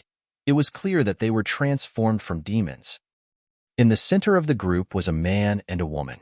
Standing on a war chariot, they seemed to be revered by the rest. The man had a skinny face and his expression was dark, wearing colorful clothes that seemed extremely showy. The woman beside him looked no older than 28, and she was transformed from a demon as well. Wearing green robes and trousers, her black hair was tied into a bun on the back of her head, and she looked extremely handsome. Her legs were long and slender, and could be described as perfect. The spirit tiger's eyes widened blankly once again when it caught sight of the woman's legs. Suzumo furrowed his brows slightly. The woman seemed to be restrained with a thin, rainbow-colored thread coiling around her. She could not move at all, and even her lips were sealed such that she could not speak. The rainbow thread coiled around all the ferocious beasts in the beast stampede as well. The other end of the rainbow thread led to the hands of the 1,000-odd group of humanoid demon beasts. It was obvious that the beast stampede was subdued by the humanoid demon beasts. The 1,000-odd demon beasts, on the other hand, were subservient to the man with colorful robes on the war chariot. The colorful robe man was the demon king of the beast stampede. The moment she caught sight of Suzumo's group, the long D woman on the war chariot seemed agitated and cried endlessly with an indescribable expression in her eyes.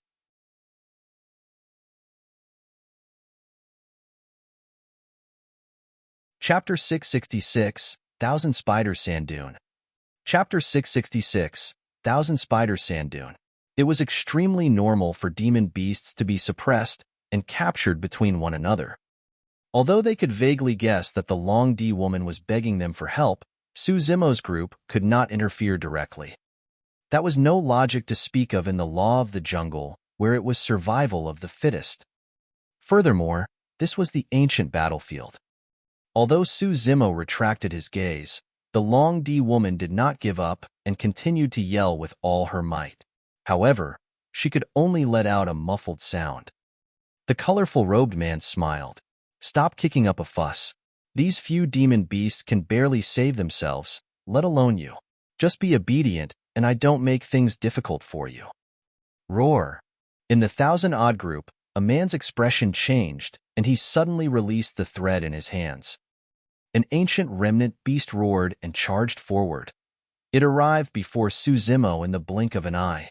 The ancient remnant beast had a menacing gaze and opened its bloody mouth, causing the nasty stench in its mouth to surge forward. Suzumo's expression did not change at all, and he only attacked when the demon beast was close to him. He merely extended his palm simply without any special technique, slapping the ancient remnant beast fiercely on the cheek. Bang! The massive body of the ancient remnant beast was sent flying, and it was no longer breathing by the time it landed. Although its head was intact, everything that was inside was already smashed into sludge. It was clean and precise. The colorful robed man narrowed his gaze gently. There were way too many cultivators in the ancient battlefield who could kill ancient remnant beasts. However, few could do it as casually as this man. Do you have a death wish? Monkey was the first to lose its temper.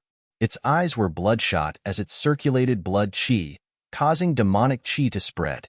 In a single move, it transformed into its true form and stomped on the ground heavily with its massive feet. There was a boom and the ground shook. With a prideful expression and fierce gaze, Monkey glared at the colorful robed man on the war chariot. It would be the first to charge forward as long as Su Zimo ordered. For Monkey, it did not matter who its opponents were or the situation ahead. It would fight the moment it was bothered. Roar! Groar!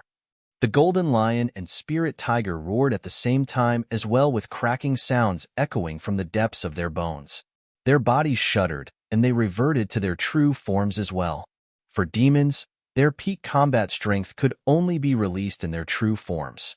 Su Zimo defended in front of the little fox with an icy stare and released his blood chi. Tough and ferocious, it surged into the air like a blazing cauldron. The Long D woman was extremely excited at the sight of that. However, the colorful robed man's pupils constricted and his gaze turned evidently darker. Although the monkey, tiger, and lion had strong auras with rich demonic chi, none of them made him feel threatened. However, he sensed a hint of danger from the green-robed man. It was extremely dangerous. The man's blood chi was way too rich. The colorful robed man had a feeling that if a fight broke out between both parties, although he could kill the 5 of them with the help of the beast Stampede, he would definitely suffer immense losses as well. With a dark expression, the colorful robed man contemplated his options internally. On the other end, Su Zimo did not make a move either. After all, there was no deep hatred between them. Furthermore, he could also sense that the colorful robed man's background was far from simple. Coupled with the presence of the beast Stampede, it would be for the best if they could avoid this fight. Of course, Su Zimo was naturally fearless. At that moment, his thoughts were mostly focused on the Long D woman beside the colorful robed man. For some reason, he felt that the Long D woman's gaze was familiar. However, even upon careful recollection, he was certain that he had not seen this woman before. They seemed to be the poison spider race from one of the 8 demon regions, the Thousand Spider Sand Dune. There's a high chance that the demon king of the beast Stampede, the colorful robe man, is from the royalty of the rainbow spider race and is a rainbow wolf spider. With a grim expression, the golden lion whispered, "Everyone, be careful. These spiders are extremely poisonous. It's said that even the web of a rainbow wolf spider is laced with poison, and it won't take long for one to melt into pus once they are trapped in it." Su Zimo nodded silently. The intermediate ancient battlefield was truly a gathering place for paragons and demons. Within the short span of a month, they had already encountered demon beasts of 2 demon regions. Fufu, the colorful robed man suddenly laughed and said loudly, "Golden Lion Race. All of you should be from the Wild Lion Ridge? You are right, my true form is the Rainbow Wolf Spider, and I'm from the Thousand Spider Sand Dune. Since you're a fellow Taoist from the Wild Lion Ridge, there's no need for us to fight." After contemplating, the colorful robed man chose not to attack. His aim was to fight for the resources and treasures in the ancient battlefield, such as the soul-nourishing blood ginseng. There was no need for him to fight to the death with these 5 people before him. With the colorful robed man's compromise, Su Zimo did not get aggressive either and merely nodded calmly. Monkey shrugged with an indifferent attitude. The spirit tiger and golden lion exchanged glances, and both heaved sighs of relief. The little fox calmed down as well. Thud, thud, thud. The beast Stampede rumbled and wrapped around Su Zimo's group before advancing. Hoo hoo hoo. The Long D woman on the war chariot screamed repeatedly with an anxious expression. How irritating. Extending a finger, the colorful robed man tapped the woman on the forehead. The woman shuddered, and her face turned purplish. She could no longer speak and merely looked at Su Zimo, Monkey, and the spirit tiger with widened eyes. Those eyes were filled with absolute despair. The distance between both parties increased as the war chariot left. The woman closed her eyes and 2 streams of warm tears flowed silently from the corner of her eyes. Dust billowed and gradually extended into the distance. Frowning, Su Zimo turned towards the direction of the beast Stampede with a pensive expression. A long while later, he turned back and shook his head before continuing forward. "That woman is rather pitiful," the little fox said softly with pursed lips. The spirit tiger sighed as well. For a moment, I had the urge to save her. Actually, there's no need for that, the Golden Lion remarked. If we have to rescue everyone we come across, there will be way too many people along the way we have to save. We've got to save rabbits from being eaten by snakes, goats from being eaten by wolves. All lives in the world have to be saved. How can we save them all? That makes sense. The spirit tiger nodded. After a while, it could not help but turn to Monkey, asking, "Boss, what do you think?" Monkey stifled a chuckle. "If I were you, I'd just do what I want. If I want to save somebody, I'd do it. It's bloody irritating to be wishy-washy. Just do what you like." While that's the case, I can't possibly implicate all of us because of a moment of recklessness, the spirit tiger remarked with a bitter expression. The Golden Lion closed in and whispered, "Brother Tiger, you fell for her, right? Get lost." The spirit tiger barked. Heis. After a few more steps, the spirit tiger sighed once more.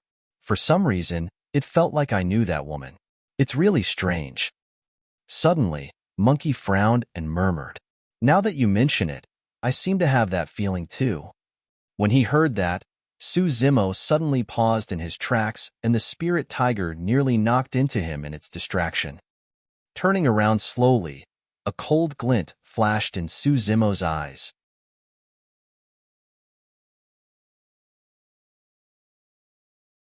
Chapter 667.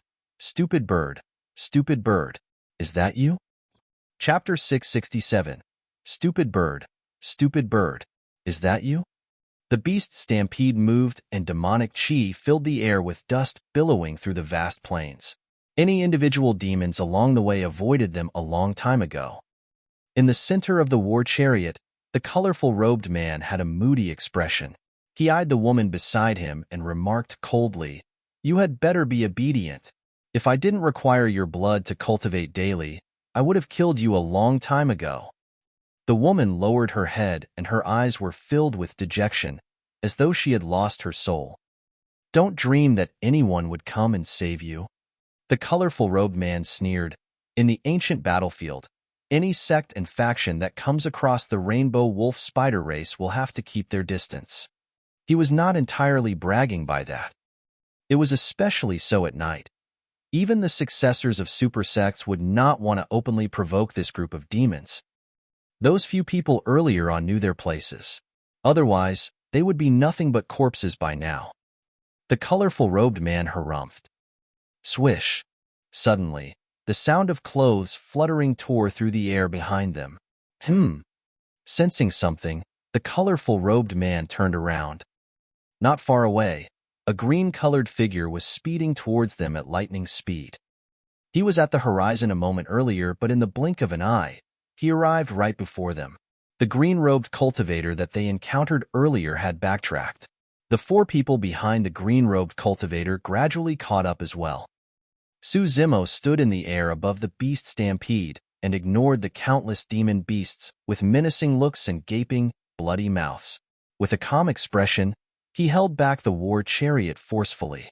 The colorful robed man's gaze narrowed and his pupils constricted with a momentary flash of killing intent. When the woman caught sight of that, she was visibly agitated.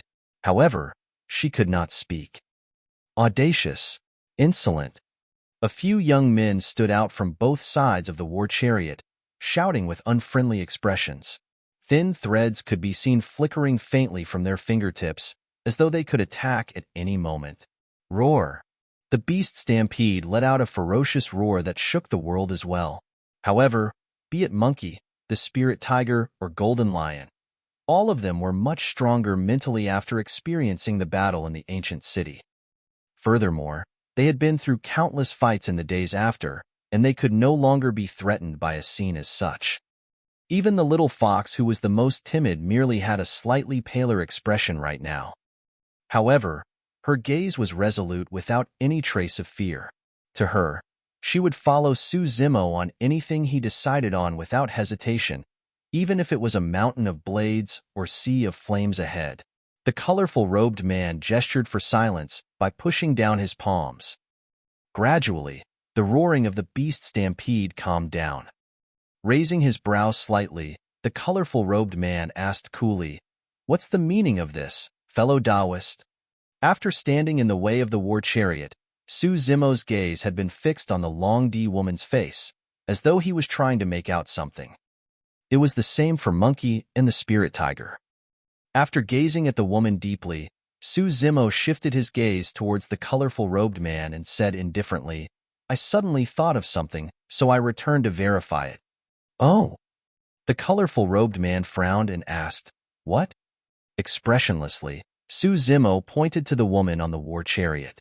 "Please remove the seal on her mouth. I've got a few questions for her." Su Zimo's tone sounded impolite. Although he said please, it sounded more like an order. "Who are you to talk to the young master as such?" A rainbow wolf spider at the side stood out and shouted. The spirit tiger widened its eyes and barked, "Who are you to talk to my master as such too? There's no room for you to talk here. Scram aside. You must have a death wish." The 1,000-odd rainbow wolf spiders revealed cold, menacing expressions as the demonic chi within them surged. Their bones shifted and the flesh on their faces expanded. Thin, rainbow-colored fur appeared on their skin as sharp, green mouthparts pointed out of their mouths with a nauseating stench. The colorful-robed man's expression turned cold as well. With a dark gaze, he replied in an unfriendly manner, "I'd advise you to not push your luck. I was already starting to regret letting you guys off earlier on. Don't force me to change my mind." Bang, bang, bang. Beside the war chariot, explosions sounded from the bodies of dozens of young men. In the blink of an eye, their bodies expanded and they transformed into terrifying gigantic spiders. With the head of a wolf and the body of a spider, their bodies were lined with thin fur, and they had 8 legs with demonic chi surging into the air. Every single leg had a different color.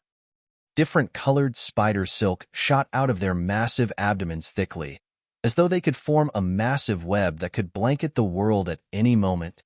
Rainbow wolf spider. Monkey twisted its neck, and its eyes shone scarlet. Its fists crackled repeatedly as battle intent surged through it. The tension was tight on both sides. As long as Su Zimo or the colorful-robed man made a single wrong statement, a huge battle could be triggered. Suddenly, Su Zimo chuckled. "Well, I'll back off then and not ask her about those questions."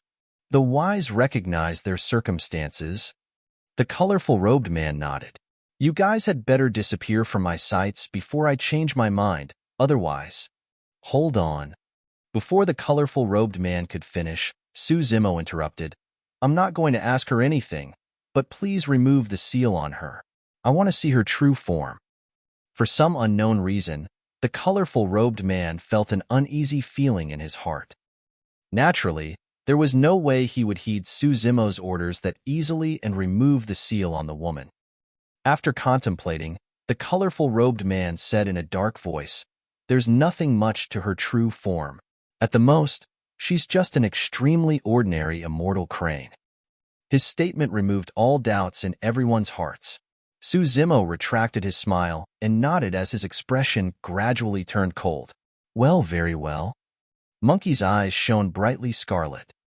The spirit tiger was already at its limits a long time ago, yelling towards the Long D woman agitatedly, stupid bird, is that you?" The Long D woman's eyes reddened and tears streamed down. Vaguely sensing something, the colorful-robed man frowned and asked, "You know one another? There's no need for you to change your mind any longer." Su Zimo's gaze was dark as he glared at the colorful-robed man with a chilling, killing intent, snarling word by word, "That's because I've already changed my mind." Before his sentence was finished, a blood-colored saber had already appeared in Su Zimo's hands. 6 spirit patterns shone. Instantly, blood chi surged into the air. It was Blood Quencher that had evolved into a connate spirit weapon. Dong, dong. Monkey circulated its inner core and blood chi surged as it reverted to its true form. Its eyes were bloodshot and it had a torrential ferocity, pounding against its chest heavily with loud, dull thuds. The spirit tiger was extremely emotional and yelled, "Stupid bird, don't be afraid. Hubatian is here to save you." There was nothing that could stop them. It did not matter if there was an endless beast stampede before them. It did not matter if the rainbow wolf spider was from one of the 8 demon regions. It did not matter if there were only 5 of them. The moment they recognized the identity of the woman, they had to save her even if it cost their lives. Roar. There was a roar accompanied by a thunderous flash of lightning. The spirit tiger reverted to its true form and electric currents shot through its eyes. Its might was ferocious and its aura was frightening. The golden lion and the little fox reverted to their true forms as well. You're tuning in to the Warrior Lore YouTube channel. Don't forget to subscribe and join us on this journey to catch the most captivating stories.